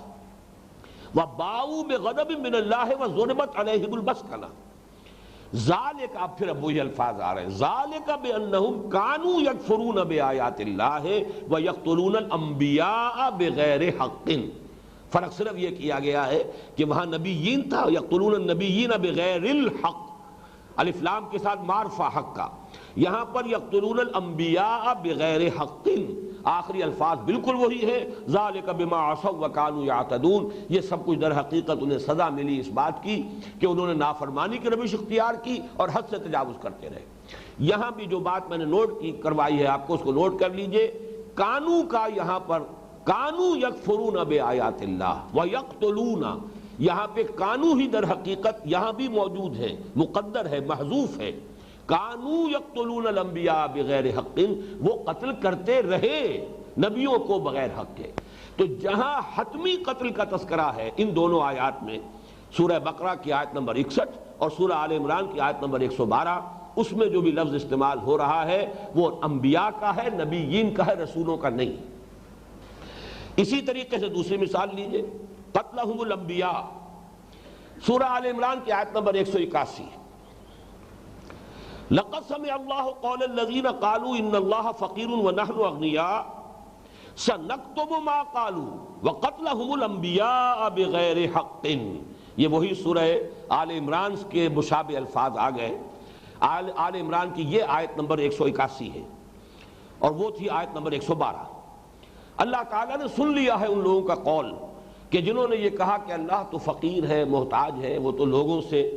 کہتا ہے کہ قرض حسنہ دو، لوگوں سے کہتا ہے کہ مجھے میری مدد کرو، کونوا انصار اللہ، اور یہ کہ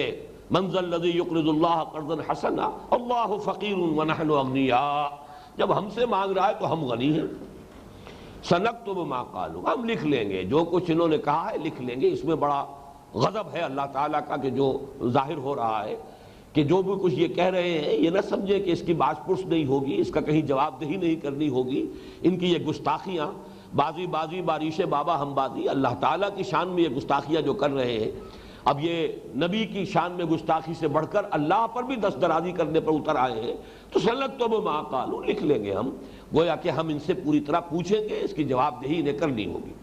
وَقَتْلَهُمُ الْأَنْبِيَاءَ بِغَيْرِ حَقٍ، اور ان سے ہم پوچھیں گے، اور لکھ کے رکھا ہوا ہے ہم نے، جو یہ نبیوں کو قتل کرتے رہے ناحق، بغیر کسی حق کے۔ یعنی حق کیا ہے؟ حق تو یہ ہے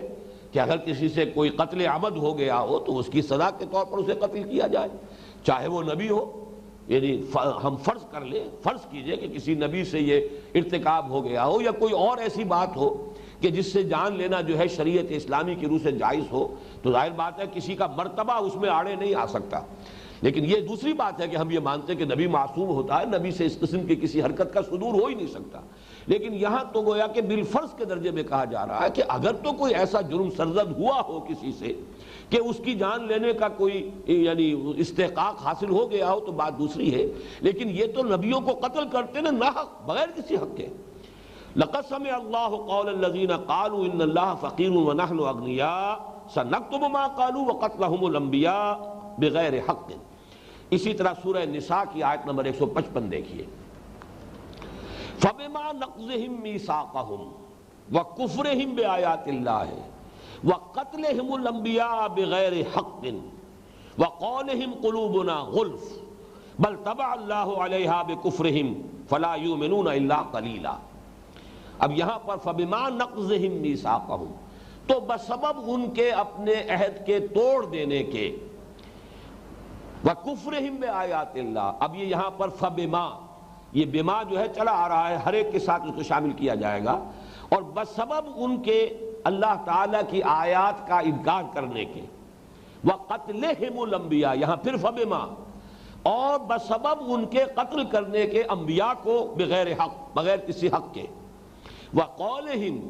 اور بسبب ان کے اس قول کے کہ قلوبنا غلف، یہ ہمارے پچھلے درس میں بھی، یعنی 11واں رکوع جو سورہ بقرہ کا ہم نے پچھلے ہفتے پڑھا تھا، اس میں بھی لفظ آیا ہے قالوا قلوبنا غلف، اور جیسا کہ میں نے عرض کیا، بار بار دہرا رہا ہوں، قرآن مجید میں اہم مضامین یقیناً 2 مرتبہ آتے ہیں، اور اس سے بڑی مدد ملتی ہے، ایک دوسرے پر ریفلیکشن ہوتی ہے، ایک جگہ پر کوئی شے مبہم ہے، دوسری جگہ اس کی تفصیل ہو جاتی ہے، ایک جگہ کوئی بات جو ہے وہ اختصار کے ساتھ ہے، دوسری جگہ جو ہے اس کی وضاحت ہو جاتی ہے، تو یہ ساری چیزیں جو ہے ایک جگہ ایک خلا رہ جاتا ہے، اس خلا کو دوسری جگہ پر پر کر دیا جاتا ہے۔ تو یہ تدبر قرآن کا ایک اہم اصول سمجھیے کہ کوشش ہمیشہ کرنی چاہیے قرآن مجید میں کسی مقام پر بھی انسان اگر رک جائے اور یہ کہ کوئی بات سمجھ میں نہ آ رہی ہے تو پہلے پورے قرآن کو دیکھے کہ کسی اور جگہ پر اس آیت کا مثنیٰ یہی مضمون کسی اور انداز میں، کسی ترتیب میں، کسی اور کانٹیکسٹ میں، کسی اور سیاق و سباق میں آیا ہے یا نہیں، اس سے یہ کہ عقدے کھلتے ہیں۔ بہرحال یہ وہ قلوبنا غلف والی بات بھی جو سورہ بقرہ کے رکوع 11 میں آئی ہے یہاں بھی ہے۔ بہرحال اس آیت میں بھی دیکھیے بل طبع اللہ علیہا بکفرہم، وہاں تھا لعنہم اللہ، اللہ تعالیٰ نے ان پر لعنت کر دی ہے ان کے کفر کی پاداش میں، یہاں طبع اللہ بکفرہم، اللہ تعالیٰ نے بل طبع اللہ علیہا بکفرہم، ان کے دلوں پر اللہ نے مہر لگا دی ان کے کفر کی پاداش میں، فلا یؤمنون الا قلیلا، تو وہ ایمان نہیں لائیں گے مگر بہت کم، شاید ہی ان میں سے کوئی ہوگا جس سے یہ سعادت حاصل ہو جائے کہ وہ ایمان لے آئے، ورنہ یہ کہ ان کی عظیم اکثریت ایمان لانے والی نہیں ہے، خواہ پہچانتے ہیں جانتے ہیں پوری طرح جو ہے حضور صلی اللہ علیہ وسلم اور قرآن کو پہچان چکے لیکن مانیں گے نہیں۔ اب یہ 2 آیتیں بھی جو ایک دوسرے کا مثنیٰ ہے، سورہ آل عمران آیت 181، سورہ نساء آیت 155، ان دونوں میں قتل کا لفظ جو آیا ہے اور یہ قطعیت کے ساتھ آیا ہے، یہاں وہ فعل مضارع والی بات نہیں ہے بلکہ یہ کہ ان کا قتل کرنا نبیوں کو، تو یہاں پر کہیں رسول کا لفظ نہیں بلکہ انبیاء کا لفظ ہے۔ اس معاملے میں ایک اور آیت بھی سورہ آل عمران کی آپ نوٹ کر لیجئے، آیت نمبر 21، وہاں بھی قتل کا لفظ آیا ہے انبیاء کے ساتھ، ان الذین یکفرون بآیات اللہ ویقتلون النبیین بغیر حق ویقتلون الذین یأمرون بالقسط من الناس وبشرہم بعذاب علیم، یقیناً وہ لوگ جو کفر کرتے ہیں اللہ کی آیات کا، انکار کرتے ہیں اللہ کی نشانیوں کا، اور قتل کرتے ہیں نبیوں کو بغیر حق کے، اور قتل کرتے ہیں ان لوگوں کو جو نیکی کا حکم دیتے ہیں، چاہے وہ نبی نہ بھی ہو، جو بھی کوئی حق کی بات کہنے والا ہے اور لوگوں کو نکیر کرنے والا ہے منکر پر، تو ان کو بھی قتل کرنے کے درپے ہو جاتے ہیں یا قتل کر ڈالتے ہیں، فبشرہم بعذاب علیم، تو اے نبی ان کو بشارت دے دیجئے ایک دردناک عذاب کی۔ اب آئیے اس مسئلے میں جو ایک بہت ہی اہم موضوع ہے وہ یہ ہے کہ قرآن مجید میں جو میں نے اصول آپ کے سامنے رکھا تھا کہ جہاں کہیں ایک دوسرے کے تقابل میں تذکرہ آئے گا اور ایک جگہ پر آئے گا وہ ہوگی بہت فیصلہ کن بات۔ چنانچہ سورہ آل عمران میں حضرت یحییٰ اور حضرت عیسیٰ کا ذکر ہے، ویسے تو قرآن مجید میں یہ تذکرہ جو ہے 2 صورتوں میں، ایک مکی صورت سورہ مریم،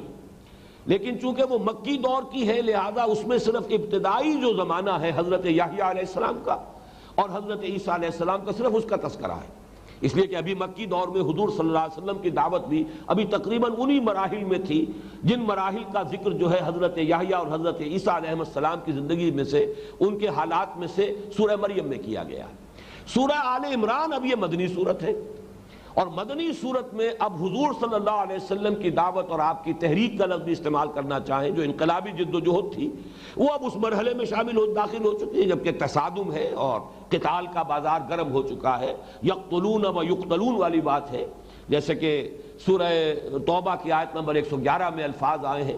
ان اللہ اشتری من المؤمنین انفسهم واموالهم بان لهم الجنہ یقاتلون فی سبیل اللہ فیقتلون ویقتلون،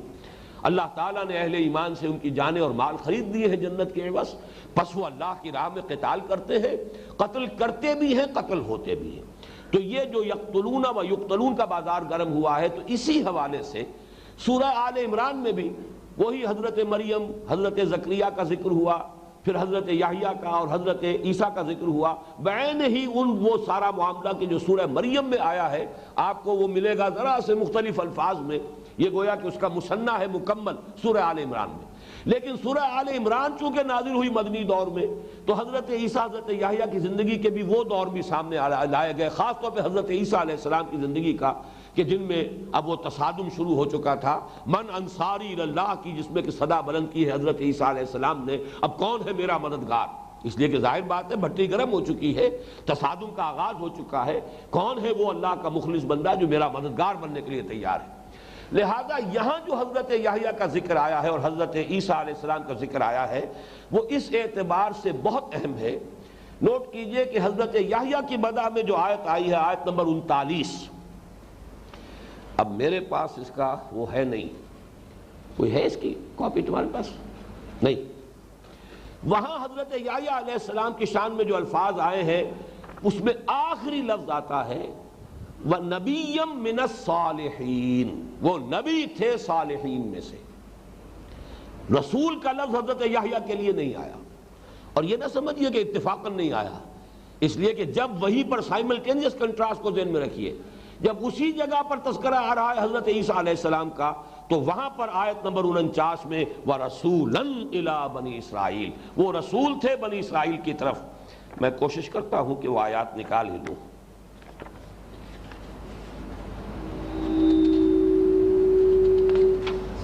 بارے میں آیا ہے فَنَادَتْهُ الْمَلَائِكَةُ وَهُوَ قَائِمٌ يُصَلِّي فِي الْمِحْرَابِ أَنَّ اللَّهَ يُبَشِّرُكَ بِيَحْيَىٰ۔ حضرت زکریا علیہ السلام نے چونکہ دعا کی تھی، پروردگار مجھے اولاد عطا فرما، اولاد نرینہ عطا فرما، جب اس لڑکی پر حضرت مریم پر تیرا اتنا کرم ہے، تیرا اتنا فضل ہے، تو نے اسے اتنا نوازا ہے، اتنی سعادت، اتنی نیکی، تو مجھے بھی پروردگار ایسی اولاد عطا فرما۔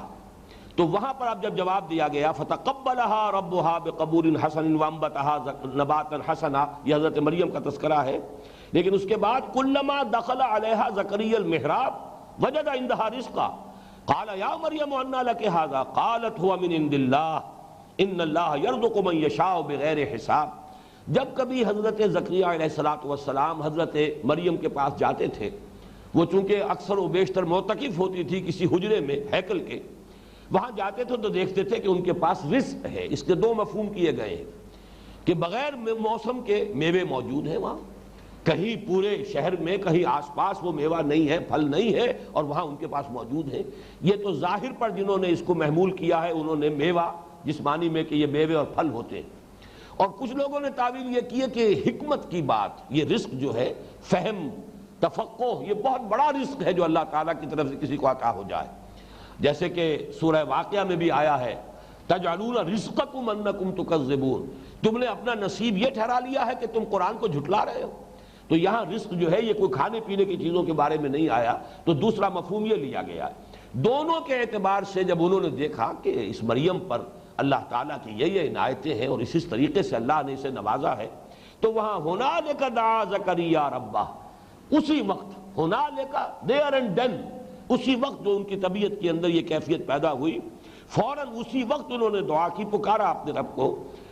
قال رب هب لي من لدنك ذرية طيبة انك سميع الدعاء، پروردگار مجھے بھی ایسی ہی پاکیزہ اولاد عطا فرما، مجھے ایسی اولاد عطا فرما جو بہت پاک باز ہو، پاک سرشت ہو، یقیناً تو دعا کا سننے والا ہے۔ حالانکہ نہایت بوڑھے ہو چکے تھے، جس کی تفصیل سورہ مریم میں ہے، اور ان کی اہلیہ ساری عمر بانجھ رہی تھی، لیکن اس کے باوجود بہرحال اللہ تعالیٰ سے دعا کرنے میں کوئی شے مانع نہیں ہوتی، اس لیے کہ یہ اسباب جو ہیں دنیاوی اور مادی، یہ اللہ کے قبضہ قدرت میں ہے، اللہ تعالیٰ ان اسباب کا پابند نہیں ہے۔ فَنَادَتْهُ الْمَلَائِكَةُ وَهُوَ قَائِمٌ يُصَلِّي فِي الْمِحْرَابِ، تو پکارا انہیں فرشتوں نے جبکہ وہ کھڑے ہوئے تھے اپنے محراب میں، اپنے حجرے میں،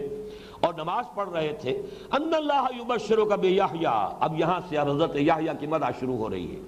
کہ اللہ آپ کو بشارت دیتا ہے، آپ کی دعا قبول ہو گئی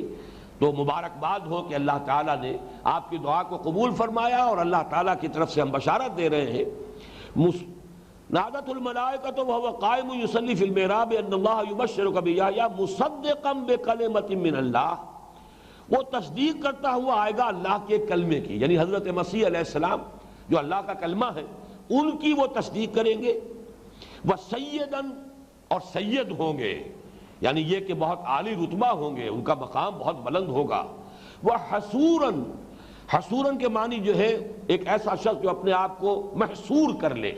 یعنی یہ زہد، قناعت، دنیا کی لذتوں سے کنارہ کشی ہر اعتبار سے، اس لیے کہ انہوں نے بھی ساری عمر شادی نہیں کی، یہ گویا کہ جو رہبانیت عیسائیوں کے ہاں چلی ہے اس اعتبار سے ان کے لیے ایک اپولوجی ہے موجود کہ ان کے دونوں بزرگ جو ہیں حضرت یحییٰ اور حضرت عیسیٰ علیہ السلام انہوں نے ساری عمر شادی نہیں کی۔ حضرت عیسیٰ کے بارے میں تو معلوم ہے جب دوبارہ آئیں گے تب ان کا نکاح بھی ہوگا، ان کے ہاں اولاد بھی ہوگی، اور پھر ان پر طبی موت واقع ہوگی، احادیث صحیحہ میں اس کی تفصیل موجود ہے۔ لیکن بہرحال حضرت یحییٰ علیہ السلام تو دنیا سے گئے ہیں بغیر شادی کیے، تو حصوراً کا ایک ترجمہ یہ بھی کیا گیا ہے کل لذات دنیاوی سے اپنے آپ کو روک لینے والا۔ لیکن آخری لفظ جو آیا ہے کیا ہے؟ وَنَبِيًّا مِّنَ الصَّالِحِينَ، اور وہ نبی ہوں گے صالحین میں سے۔ اس سے آگے رسول کا لفظ نہیں آیا، اور آپ کو معلوم ہے تاریخی اعتبار سے کہ حضرت یحییٰ قتل کر دیے گئے، اور جو اس وقت کا یہودی بادشاہ تھا چونکہ اس نے بہت ہی ایک غلط حرام حرکت کی تھی، غالباً اگر میری یادداشت دھوکہ نہیں کھا رہی ہے تو اپنی بہن کو اپنے نکاح میں لیا ہوا تھا، اس پر حضرت یحییٰ علیہ السلام نے بہت شدید تنقیدیں کی۔ ظاہر بات ہے کہ نہی عن المنکر یہ تو ہر صاحب ایمان کا فرض ہے، جیسا کہ میں نے عرض کیا انبیاء کرام گویا کہ اولیاء اللہ کے مانند ہے، دعوت الی الخیر اور امر بالمعروف نہی عن المنکر یہ تو جیسے کہ ہر صاحب ایمان کا کام ہے، تو جو اللہ کا ولی ہے اور جو اس درجے صاحب ایمان ہے اس کے لیے تو لازم ہے کہ وہ کرے گا، تنقید کرے گا۔ اسی تنقید کا پھر یہ نتیجہ نکلا کہ ایک رقاصہ کی فرمائش پر وہ جیل میں تھے اور وہاں ان کا سر قلم کر کے اور ایک تشت میں رکھ کر اس کے سامنے پیش کر دیا گیا، نبی من الصالحین۔ لیکن اب اسی صورت میں دیکھیے کہ حضرت عیسیٰ علیہ السلام کا تذکرہ آتا ہے۔ جب حضرت عیسیٰ علیہ السلام کو یہ آیات اب آپ نوٹ کر لیجئے 45 سے 49 تک، اذ قالت الملائکۃ یا مریم ان اللہ یبشرک بکلمۃ منہ اسمہ المسیح عیسی ابن مریم وجیہا فی الدنیا والآخرہ۔ اب یہاں سے حضرت مسیح کی مدح شروع ہو رہی ہے، ان کی صفات۔ وجیہا فی الدنیا والآخرہ، وہ صاحب وجاہت ہوگا دنیا میں بھی آخرت میں بھی۔ ومن المقربین، ہمارے مقرب بندوں میں سے ہوگا۔ ویکلم الناس فی المہد وکہلا ومن الصالحین، اور وہ گفتگو کرے گا لوگوں سے پنگھوڑے میں بھی، گود میں بھی، جبکہ بالکل وہ شیر خوار بچہ ہوگا، اور بڑی عمر کو پہنچ کر بھی۔ کہل کا لفظ، اور چونکہ حضرت مسیح پر تاریخی اعتبار سے ثابت ہے کہ یہ جو پہلا دور تھا ان کا، اس میں کہولت کی عمر کو وہ نہیں پہنچے، 33 برس کی عمر میں کہا جاتا ہے کہ ان کا رفع سماوی ہو گیا ہے۔ یہ تو گویا کہ 40 برس کی عمر تک تو عربی زبان میں شاب کا اطلاق ہوتا ہے، اس کے بعد کی عمر ہے جس کو کہ کہولت کہا جائے گا۔ تو یہ بھی ایک اشارہ ہے کہ حضرت مسیح علیہ السلام پر وہ دور بھی آئے گا، اور ظاہر بات ہے کہ حضرت مسیح علیہ السلام کا اس شیر خاری کی حالت میں بولنا یہ بھی چونکہ ایک معجزہ تھا، ورنہ یہ کہ کہولت کی عمر میں کسی کی گفتگو کرنا کوئی ایسی غیر معمولی بات نہیں ہے جس کا تذکرہ کرنے کی ضرورت ہو۔ کیوں تذکرہ کیا جا رہا ہے یہاں پہ؟ تذکرہ اسی لیے کیا جا رہا ہے کہ چاہے ابھی ان پر وہ کہولت کا دور نہیں آیا دنیا میں جب پہلی مرتبہ وہ آئے تھے، لیکن انہیں چونکہ قرآن مجید کے ان الفاظ کے مطابق کہولت میں بھی گفتگو کرنی ہے، لہذا لازماً وہ دوبارہ دنیا میں تشریف لائیں گے، اور ان پر وہ دور زندگی کا بھی آئے گا کہولت والا، اور اس میں وہ لوگوں سے کلام کریں گے۔ یکلم الناس فی المہد وکہلا ومن الصالحین۔ اب دیکھیے من الصالحین تک تو بات وہی آ گئی کہ جو حضرت یحییٰ علیہ السلام کے لیے آئی تھی، نبیم من الصالحین۔ لیکن اب آگے چلیے، قالت رب انا یکون لی ولد ولم یمسسنی بشر قال کذلک اللہ یخلق ما یشاء اذا قضى امرا فانما یقول له کن فیکون ویعلمہ الکتاب والحکمۃ والتوراۃ والانجیل ورسولا الی بنی اسرائیل۔ وہ رسول کی حیثیت سے مبعوث ہوں گے بنی اسرائیل کی طرف۔ یہ فرق و تفاوت ہے اصل میں جو حضرت یحییٰ اور حضرت عیسیٰ علیہ السلام کے مابین۔ اب تاریخی اعتبار سے نوٹ کیجئے، حضرت یحییٰ علیہ السلام قتل ہو گئے، اللہ تعالیٰ کی قدرت انہیں بچا سکتی تھی۔ حضرت عیسیٰ علیہ السلام قتل نہیں ہو سکتے تھے اس لیے کہ وہ رسول تھے۔ اصل میں اس مسئلے پر بھی میں نے اسی لیے عرض کیا تھا کہ یہ مسئلہ قرآن مجید کے حکمت اور اس کے فلسفے کی ایک بہت اہم مسئلے کی حیثیت اس کو حاصل ہے، اس لیے کہ اس کی روح سے انشراح اور انبساط حاصل ہوتا ہے اس بات پر کہ حضرت مسیح علیہ السلام کا دوبارہ نزول ہوگا، اور احادیث متواترہ میں، احادیث صحیحہ متواترہ میں جو خبریں دی گئی ہیں اس پر یہ کہ از روح قرآن انسان کو انشراح حاصل ہوتا ہے، اور یہ انشراح جو ہے واقعتاً بہت بڑی نعمت ہے۔ اگر قرآن مجید پر اور احادیث نبویہ میں دی گئی خبروں پر انشراح ہو جائے، ایک تو یہ کہ آپ مان رہے ہیں اگرچہ دل اس کو قبول نہیں کر رہا، ذہن اسے تسلیم نہیں کر رہا، لیکن بہرحال جیسے کہ ایک قول میں آپ کو سنا رہا ہوں، شاہ ولی اللہ دہلوی رحمۃ اللہ علیہ کا قول ہے کہ اگر میری طبیعت کو آزاد چھوڑ دیا جائے تو وہ فضیلت علی کی طرف اس کا میلان ہے، لیکن مجھے حکم ہوا ہے کہ فضیلت شیخین کا اقرار کروں، حضرت ابو بکر اور حضرت عمر رضی اللہ تعالی عنہما، ان دونوں کی فضیلت کا اقرار کروں، یہ مجھے حکم ہوا ہے۔ لیکن یہ کہ میری اپنی طبیعت کا ایک رجحان ہے اور میلان ہے، اس کا بھی انہوں نے اظہار کر دیا کہ اگر اسے آزاد چھوڑ دیا جائے تو وہ فضیلت علی کی طرف راغب معلوم ہوتی ہے، لیکن مجھے حکم ہوا ہے کہ میں فضیلت شیخین کا اقرار کروں۔ تو میں اس کے حوالے سے کہہ رہا ہوں کہ اگر کسی شخص کو انشراح اور انبساط ہو جائے کہ واقعی یہ چیزیں بالکل صحیح ہیں، قرآن مجید کے ساتھ اس کی چونیں بالکل فٹ بیٹھ رہی ہیں، قرآن نے اگرچہ صراحت کے ساتھ وہ باتیں نہیں بیان کی ہے کہ جو احادیث میں آئی ہیں، لیکن یہ کہ قرآن مجید کے اندر جس طریقے سے یہ پورا ایک نقشہ جمتا ہے اس پوری بحث کا، اس کے حوالے سے وہ احادیث کی چونیں اس کے اندر صحیح فٹ بیٹھتی ہیں، اور اس میں یہ کہ حکمت قرآنی کا یہ اہم اصول کہ نبی قتل نہیں ہو سکتا، نبی قتل نہیں ہو سکتا تو حضرت مسیح کا کیا ہوا معاملہ۔ اب اس کے لیے دوبارہ آپ نوٹ کیجئے سورہ نساء کی وہ آیت 155 تو ہم نے پہلے پڑھ لی، اب اس سے آگے چلیے 157 158۔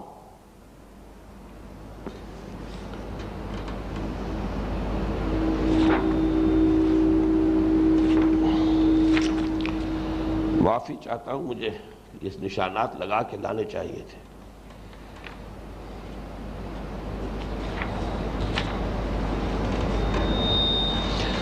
میں وہیں 155 آیت ہی سے پڑھ رہا ہوں۔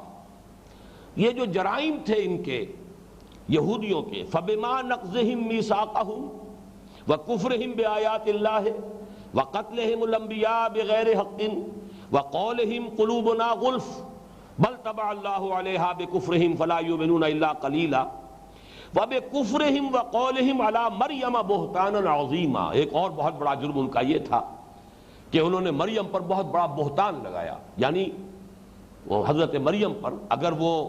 خاص اللہ تعالیٰ کے ایک فعل اور امر کن کی وجہ سے ان کا حمل نہیں ہوا تھا حضرت مسیح کا، تو گویا کہ پھر وہ بدکاری کا ارتکاب۔ چنانچہ یہ یہودیوں نے، اور ان کی جرأتوں کا یہ عالم ہے، سن آف مین پکچر بنائی انہوں نے کہ مسیح جو ہے یہ سن آف گاڈ نہیں، سن آف مین ہے۔ سن آف مین ہے تو اس کا مطلب یہ ہے کہ بغیر شادی کے یا کم سے کم بغیر رخصتی کے، اس لیے کہ عیسائیوں کے ہاں بھی جو عقیدہ ہے وہ یہ ہے کہ اگرچہ یوسف نجار سے ان کی منگنی ہو چکی تھی، نسبت طے پا چکی تھی، لیکن رخصتی نہیں ہوئی تھی، گویا کہ خلوت نہیں ہوئی،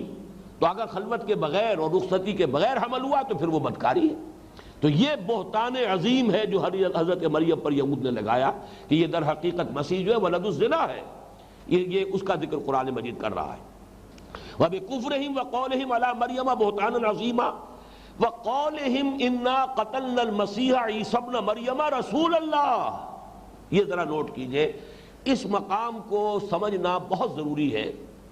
اور ان کے اس قول کی پاداش میں یا بسبب ان کے اس قول کے، یہ فبما جو ہے چلا آ رہا ہے آیت نمبر 155 کے شروع سے جو فبما چلا ہے، فبما نقضهم ميثاقهم وكفرهم بآيات الله، یہاں بھی فبما، وبما قتلهم الانبیاء بغیر حق وبما قولهم قلوبنا غلف وبما كفرهم وقولهم على مريم بهتانا عظيما وبما قولهم انا قتلنا المسيح عيسى ابن مريم رسول اللہ۔ اور ان کے اس قول کی پاداش میں کہ انہوں نے کہا ہم نے قتل کیا ہے عیسیٰ ابن مریم کو، اللہ کے رسول کو۔ اب یہاں نوٹ کیجئے، یہ رسول اللہ کے جو الفاظ یہاں آئے ہیں یہ ہرگز یہود کا قول نہیں ہو سکتے، اس لیے کہ اگر انہوں نے رسول اللہ مانا ہوتا وہ تو سارا جھگڑا ہی ختم تھا۔ پھر یہ در حقیقت سائن آف ایکسکلیمیشن کے ساتھ، اگرچہ عربی زبان میں یہ سائنز نہیں ہے، نہ وہ فل سٹاپ اور کوما اور یہ تمام کے تمام جو بھی انگریزی کے اندر موجود ہے وہ یہاں نہیں ہے۔ یہاں تو انسان کو سیاق و سباق سے بات سمجھنی پڑتی ہے کہ کہاں وقف ہے۔ یہ ہمارے ہاں قرآن مجید میں جو اوقاف کے نشانات ہیں یہ بھی در حقیقت اصل قرآن جو تھا مصحف عثمان کے اندر موجود نہیں ہے۔ یہ تو اس لیے کہ جو بھی صاحب زبان ہوتا ہے وہ زبان کا جو اس کا سیاق و سباق ہے اس سے سمجھتا ہے کہاں وقف ہے، کہاں سے کلام شروع ہو رہا ہے، کہاں سے استیناف ہے، کہاں سے بات جو ہے نئی شروع ہو گئی، کہاں بات ایک مکمل ہو گئی۔ بہرحال ہمارے لیے تو سہولت یہ کی گئی ہے عجمیوں کے لیے کہ یہ تمام نشانات لگائے گئے ہیں۔ تو نوٹ کیجئے یہاں پر وَقَوْلِهِمْ إِنَّا قَتَلْنَا الْمَسِيحَ ابْنَ مَرْيَمَ رسول اللہ، اور ان کا یہ کہنا کہ ہم نے قتل کیا عیسیٰ ابن مریم کو، رسول اللہ کو، یہ رسول اللہ کے الفاظ اللہ کی طرف سے ہیں، یعنی ان کا یہ کہنا کہ انہوں نے اللہ کے رسول کو قتل کر دیا، عیسیٰ ابن مریم کو قتل کیا، یعنی انہونی بات ہے، امپاسبل امپاسبل امپاسبل، انہونی بات، اس لیے کہ اللہ کا رسول قتل ہو ہی نہیں سکتا۔ تو ان کا یہ کہنا جو ہے یہاں پر رسول اللہ کا لفظ جو ہے اچھی طرح نوٹ کیجئے کہ یہ ان کے قول کا جز نہیں ہو سکتا۔ اگر ان کے قول کا جز ہو تو اس کا مطلب یہ کہ انہوں نے اللہ کا رسول مان لیا۔ اللہ کا رسول مانتے تو قتل کاہے کو کرتے؟ اللہ کا رسول مان لیتے تو جھگڑا ختم تھا۔ اللہ کا رسول مانتے تو پھر تو ان کی پیروی کرتے، ان پر ایمان لاتے، ان کا اتباع کرتے، ان کی اطاعت کرتے، مطابعت اختیار کرتے۔ لیکن اصل میں انہوں نے کہا وہ تو یہ تو جادوگر ہے، جیسا کہ میں نے پچھلے درس میں بتایا تھا کہ یہ جو کچھ دکھا رہا ہے، جو معجزے کہہ رہا ہے، یہ شعبدے ہیں، اور یہ جنوں اور بھوتوں کا سردار ہے بارز بول، یہ در حقیقت اس کی مدد سے یہ سارے شعبدے دکھا رہا ہے۔ تو ان کا کہنا تو یہ تھا، اور جیسا کہ اگلے رکوع میں ہم مطالعہ کریں گے سورہ بقرہ کے 12ویں رکوع میں کہ سحر جو ہے وہ کفر ہے، لیکن یہ کہ ان کو کہا گیا یہ ساحر ہے، انہوں نے جادو کے بل پر یہ سارے کے ساری چیزیں دکھائی ہیں، اور یہ جادو در حقیقت بھوتوں اور جنوں کے سردار بالغ مول جو ہے شیطانوں کے سردار اس کی مدد سے دکھا رہا ہے۔ تو ان کا قول تو یہ تھا۔ یہاں یہ لفظ جو رسول اللہ آیا ہے یہ در حقیقت میری آج کی اس پوری گفتگو کا خلاصہ ہے۔ اللہ کا رسول تو قتل ہو ہی نہیں سکتا، ان کا یہ کہنا کہ ہم نے عیسیٰ ابن مریم کو قتل کر دیا، گویا کہ وہ یہ دعویٰ کر رہے ہیں کہ انہوں نے اللہ کے رسول کو قتل کر دیا، حالانکہ اللہ کا تو طے شدہ معاملہ یہ ہے کتب اللہ لاغلبن انا ورسلی ولقد سبقت کلمتنا لعبادنا المرسلین انہم لہم المنصورون وان جندنا لہم الغالبون۔ اور یہ کہ حضرت نوح علیہ السلام نے جو فریاد کی تھی فدعا ربہ انی مغلوب فانتصر، ان تمام چیزوں کو ذہن میں رکھیے اس رسول اللہ کے کلمے کے ساتھ کہ کیسے ممکن ہے کہ وہ اللہ کے رسول کو قتل کر سکتے۔ اس سے وہ بات بالکل پختہ ہو کر ثابت ہو جاتی ہے کہ رسول قتل نہیں ہو سکتے۔ اس آیت کو مکمل کر لیجئے، وما قتلوہ وما صلبوہ ولکن شبہ لہم، ہرگز انہوں نے قتل نہیں کیا اسے۔ اب آپ غور کیجئے کہ آخر اس شد و مد کے ساتھ نفی کیوں ہو رہی ہے؟ حضرت یحییٰ کو قتل کر دیا، حضرت زکریا کو قتل کر دیا، قرآن مجید بار بار کہتا ہے انہوں نے نبیوں کو قتل کیا۔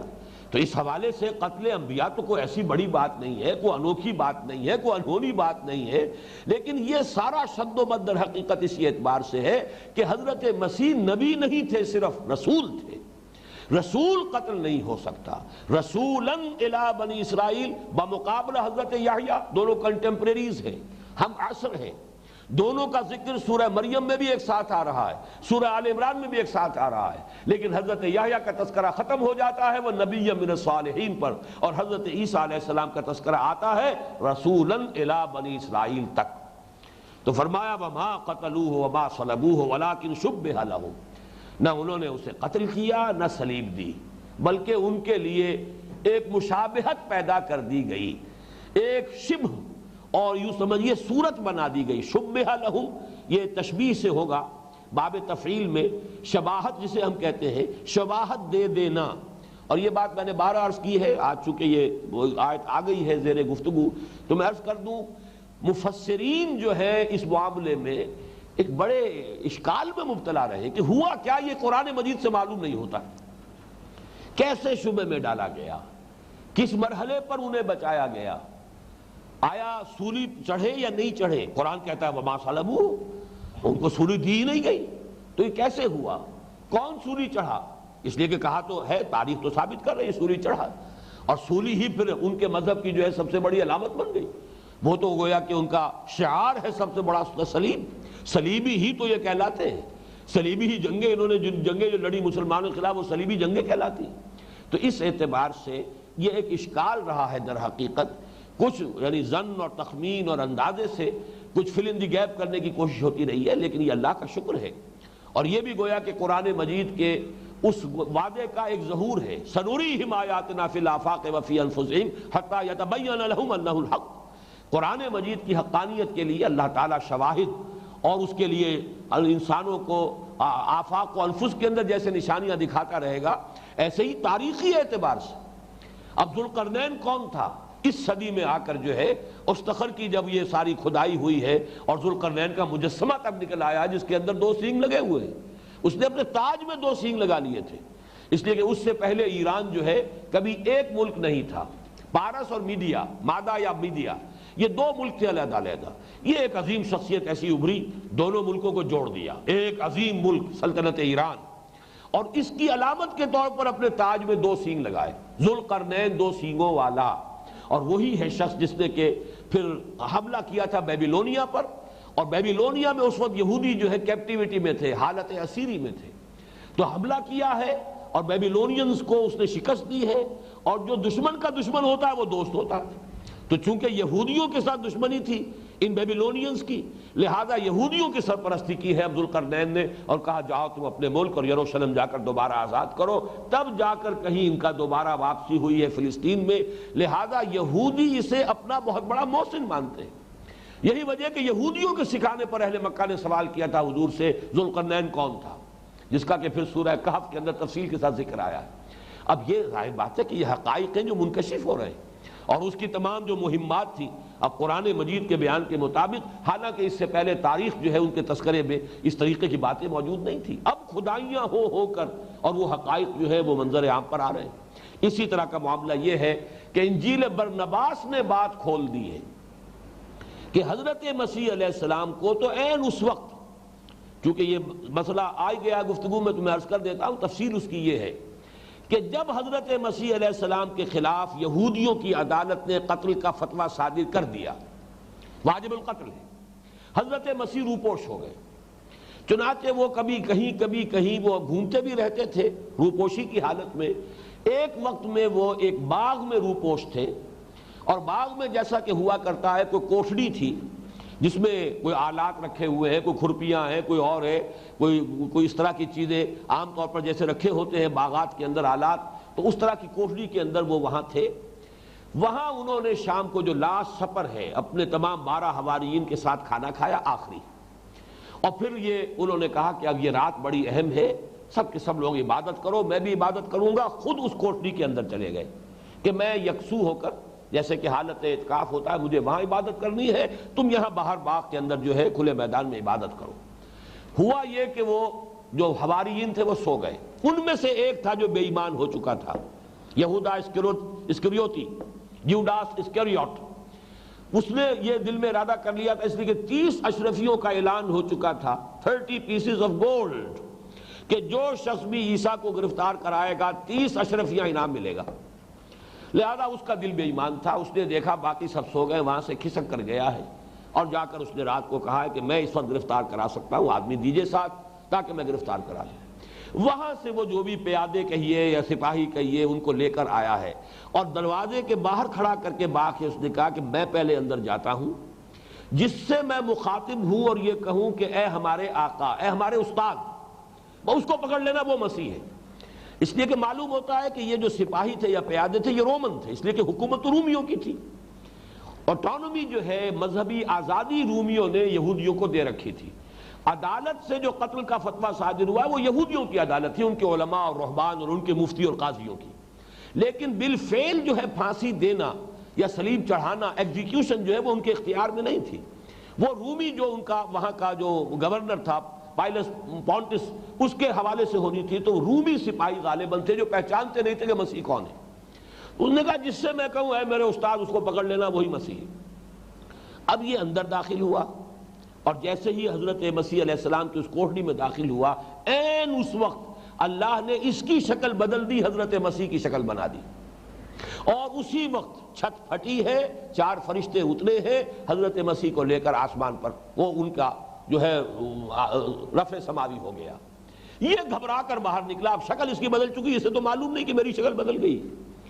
لیکن جو گھبرا کر باہر نکلا تو وہ 11 جو تھے، عین اس وقت وہ حواری بھی جاگ اٹھے، اور ادھر سے وہ سپاہی اندر داخل ہو گئے۔ ان حواریوں میں سے ایک نے کہا ہے ہمارے استاد کیا معاملہ ہے؟ انہوں نے پکڑ لیا اسی کو، وہی بدماش جس نے کہ یہ غداری کی تھی وہ پکڑا گیا ہے، اور وہی پھر سولی چڑھا۔ کیفر کردار کو اللہ تعالیٰ کا انصاف جو ہے اس اعتبار سے صحیح چاہے یہ کہ وہ جن لوگوں نے وہ کیا ہے وہ کچھ اور سمجھ رہے تھے، لیکن اللہ تعالیٰ کی عدالت سے صحیح فیصلہ صادر ہوا، اور جس نے یہ غداری کی تھی، مخبری کی تھی، وہ سولی چڑھا۔ یہ ہے جس کو قرآن کہہ رہا ہے وَلَٰكِن شُبِّهَ لَهُمْ، لیکن یہ کہ ان کے لیے معاملہ جو ہے ایک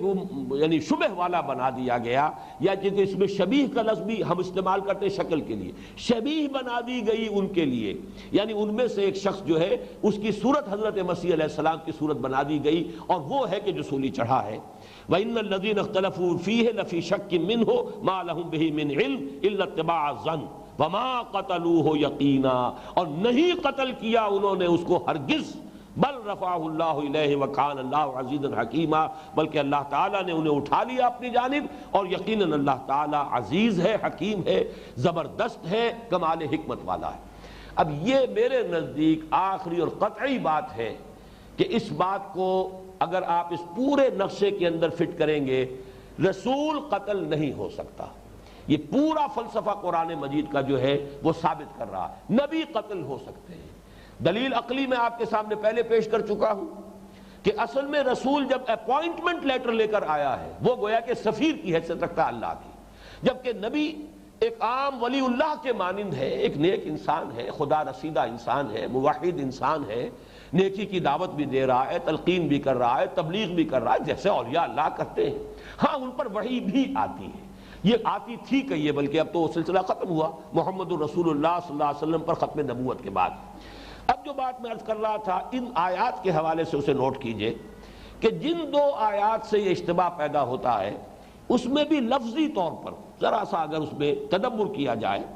یہاں وہ قطعی قتل والا معاملہ نہیں آ رہا، اس لیے کہ ایسا نہیں ہے کہ کانو جو ہے پہلے کانو کے ساتھ فعل ماضی لایا گیا ہو اور پھر یقتلون پر اس کانو ہوئی کا عمل ہم سمجھے کہ جاری ہے، بلکہ اس آیت کو پھر پڑھیے فَفَرِيقًا كَذَّبْتُمْ، فَفَرِيقًا كُنْتُمْ تَكْذِبُونَ نہیں ہے، وَفَرِيقًا تَقْتُلُونَ۔ اگر یہ ہوتا فَفَرِيقًا كُنْتُمْ تَكْذِبُونَ وَفَرِيقًا تَقْتُلُونَ، اب یہاں بات ہو جاتی کہ ماضی ہے حتمی طور پر اور قتل کا فعل بالفعل وہ جو ہے واقع ہوا ہے۔ ایک گروہ کو تو تم نے تکذیب کی، جھٹلایا، اور ایک گروہ کو تم نے قتل کر دیا۔ یہاں دیکھیے فرق کیا کیا گیا، فَفَرِيقًا كَذَّبْتُمْ، یہ ماضی کا صیغہ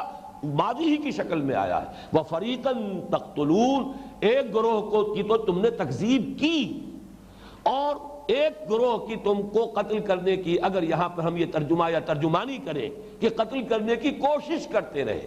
اس لیے کہ فعل مضارع جو ہے وہ اپنی جگہ پر حتمیت اور قطعیت کا حامل نہیں ہے، اور اس کے اندر اس بات کا امکان ہے کہ ایک کام کی کوشش کی جا رہی ہو اور وہ کام جو ہے اپنے آخری درجے کو نہ پہنچے، اور اس کے اندر یقیناً حکمت ہے کہ اس آیت کا مثنیٰ جو قرآن مجید میں دوسری جگہ پر آیا، لقد اخذنا میثاق، میں نوٹ کرا چکا ہوں آیت نمبر 70 سورہ مائدہ کی، لقد اخذنا میثاق بنی اسرائیل وارسلنا الیہم رسلا کلما جاءہم رسول بما لا تہوی انفسہم فریقا کذبوا۔ اب یہاں پھر دیکھیے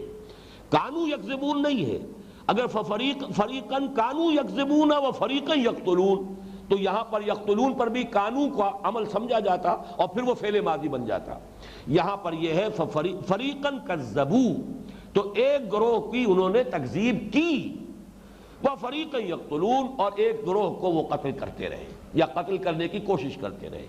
اور اس کے اوپر پھر یہ کہ اضافی طور پر یہ بات نوٹ کر لیجئے جو میں شروع میں عرض کر چکا ہوں کہ جہاں بھی یہ اکیلا آئے گا لفظ نبی یا رسول کا، یہ ایک دوسرے کے مترادف کے طور پر استعمال ہو جائے گا۔ اگر لغوی اعتبار سے، نحوی اعتبار سے یہ دلیل کسی کے لیے قابل تسلیم نہ ہو تو پھر دوسری بات یہ ہے کہ یہاں چونکہ تقابل نہیں ہے نبی اور رسول کا، بلکہ صرف رسول کا لفظ استعمال ہو رہا ہے، تو یہاں پر لفظ رسول جو ہے نبی کے معنی میں مستعمل ہے، اس لیے کہ وہ اصول کہ یہ ان دو جوڑوں میں سے ہے کہ اگر وہ ایک مقام پر آئیں سائملٹینیس کنٹراسٹ کے معنی میں تو ان کا مفہوم جدا ہوگا، اذا اجتمع تفرقا، لیکن یہ کہ اگر اکیلے اکیلے علیحدہ علیحدہ آ رہے ہوں تو وہ ایک دوسرے کے مترادف شمار ہو سکتے ہیں۔ وَإِذَا تَفَرَّقَ اجْتَمَعَ، تو مومن مسلم، مسلم مومن، نبی رسول، رسول نبی، یہ ایک دوسرے کی جگہ استعمال ہو جائے گا، گویا کہ ان آیات میں یہاں رسول سے مراد نبی ہے۔ ھذا ما عندی والعلم عند اللہ، لیکن چونکہ مجھے بہرحال اس موضوع پر پورا انشراح صدر حاصل ہے، بلکہ حضرت مسیح علیہ السلام کے رفع سماوی اور ان کے دوبارہ دنیا میں آنے پر مجھے یقین کامل حاصل ہے، اور یہ یقین کامل صرف احادیث کی بنیاد پر نہیں ہے، بلکہ میں یہ سمجھتا ہوں کہ قرآن مجید کے فلسفے اور حکمت کے ساتھ اس کی کامل مطابقت ہے، اور وہ پورا نقشہ جو ہے وہ بالکل فٹ بیٹھتا ہے۔ انجیل برنباس نے بھی اس کی تفصیل دے دی ہے، اور باقی یہ کہ قرآن مجید کے اندر بھی جو بیان ہے جس طریقے سے اگر آپ اس کے احادیث کے ساتھ اس کا جوڑ ملائیں گے تو اس کی چولیں ایک دوسرے کے ساتھ بالکل فٹ بیٹھتی ہیں۔ مجھے اس پر کوئی قطعاً اشتباہ نہیں ہے، اللہ کا شکر ہے۔ بلکہ میں آپ کو یاد دلانا کیا تذکرہ کرنا چاہتا ہوں کہ ہمارے پروفیسر یوسف سلیم چشتی صاحب، اللہ تعالیٰ مغفرت فرمائے، ان پر چونکہ ایک زمانے میں لاہوریت کا اثر رہا تھا، یعنی قادیانیوں کی ایک شاخ جو لاہوری قادیانیت ہے، ایک زمانے میں وہ ان کے قائل رہے کہ یہ لوگ بڑے دین کے خادم ہیں۔ مولوی محمد علی لاہوری کا ترجمہ جو ہے انگریزی کا وہ انہیں بہت پسند تھا، اور اس کے بارے میں تو شاید آپ کے علم میں ہو کہ مولانا عبد الماجد دریابادی تک نے یہ کہا ہے رحمہ اللہ، انہوں نے یہ کہا کہ میں نے جب نوجوانی میں فلسفہ پڑھا تھا تو میں بالکل ملحد ہو گیا تھا، دین سے کیا، میں نفس مذہب سے، اسلام ہی نہیں مذہب سے، خدا سے، ان سب تمام چیزوں سے میں باغی ہو گیا تھا۔ تو مجھے دوبارہ مذہب کی طرف، نفس مذہب کی طرف لانے والی چیز گیتا ہے۔ گیتا کا مطالعہ کیا میں نے، اور میں اتنا متاثر ہوا کہ میں پھر وہ روحانیت اور یہ جو مذہب کے معاملات ہیں ان کا قائل ہوا، اور مذہب سے آ کے اسلام کی طرف لانے والا ترجمہ جو ہے وہ مولوی محمد علی لاہوری کا تھا۔ تو بہرحال ان لوگوں کے ذریعے سے بھی جو بھی کسی زمانے میں کام ہوا، اور چونکہ یہ لاہوری اس بات کے قائل نہیں ہے کہ غلام احمد قادیانی جو ہے وہ نبی تھا، اس اعتبار سے وہ اپنے آپ کو مسلمانوں کے ساتھ شامل سمجھتے ہیں، اگرچہ میرے نزدیک وہ شامل نہیں ہے، اس لیے کہ ثابت ہے کہ غلام احمد قادیانی نے نبوت کا دعویٰ کیا ہے۔ جب اس نے دعویٰ کیا ہے تو وہ خود کافر ہے۔ اب کافر کو آپ مجدد بھی مانیں گے تب بھی معاملہ جو ہے وہ اسی درجے کے اندر قابل اعتراض ہوگا۔ یہ میری اپنی رائے ہے، مغالطہ نہ ہو جائے، لیکن میں عرض کر رہا ہوں کہ ہمارے ہاں ایسے لوگ رہے ہیں۔ مولانا عبد الماجد دریابادی بھی اس معاملے میں توقف کیا کرتے تھے۔ تو چشتی صاحب کا معاملہ یہ تھا کہ رفع مسیح اور نزول مسیح اس کے وہ بھی قائل نہیں تھے۔ جس زمانے میں میرا یہ سلسلہ وار درس جو ہے ابھی پہلا اس کا دور شروع ہوا تھا تو مسجد شہداء میں میرا درس ہو رہا تھا، جبکہ ہم اس مقام پر پہنچے ہیں۔ میں نے انہیں خاص طور پر بلایا تھا، ان کی ضعیفی کی عمر تھی، انتظام کیا، گدا بچھایا، گاؤ تکیہ لگایا، ظاہر بات ہے کہ 80 برس کی عمر کے آس پاس اس وقت ان کا معاملہ تھا۔ انہوں نے 2 گھنٹے میرا درس سنا ہے، اور اس کے بعد اللہ کا شکر ہے، اللہ کا یہ فضل ہے، انہوں نے کہا کہ بھائی آج تم نے 50 برس سے جو ایک خیال میرے دل میں قائم تھا تم نے مجھے اس سے نجات دی، اب میں ان تمام باتوں کا قائل ہوں، اور تمہارے اس درس قرآن کی وجہ سے اللہ تعالیٰ نے مجھے ہدایت دی ہے۔ تو مجھے یہ انشراح جو ہے اللہ کے فضل و کرم سے قرآن کی بنیاد پر بھی ہے، اور اس میں اس مسئلے کی بڑی اہمیت ہے کہ نبی قتل نہیں ہو سکتے ہیں، رسول قتل نہیں ہو سکتے۔ حضرت مسیح علیہ السلام اللہ کے رسول تھے، یہ نص قرآنی ہے، اور رسولوں کے بارے میں محکم آیات وہ ہوں گی جو میں پہلے سنا چکا ہوں۔ وَلَقَدْ سَبَقَتْ كَلِمَتُنَا لِعِبَادِنَا الْمُرْسَلِينَ إِنَّهُمْ لَهُمُ الْمَنْصُورُونَ وَإِنَّ جُنْدَنَا لَهُمُ الْغَالِبُونَ اور كَتَبَ اللَّهُ لَأَغْلِبَنَّ أَنَا وَرُسُلِي، یہ وہ محکمات ہیں کہ اگر کہیں کسی اور جگہ پر ہمیں محسوس ہو کہ کوئی بات جو ہے ذرا بظاہر اس سے متضاد نظر آ رہی ہے تو اس بات کی تعویل کی جائے گی، اس کو محکم اور اصل کی حیثیت سے قبول کیا جائے گا۔ میں دوبارہ عرض کر رہا ہوں، ھذا ما عندی والعلم عند اللہ، اقول قولی ھذا واستغفر اللہ لی ولکم ولسائر المسلمین والمسلمات۔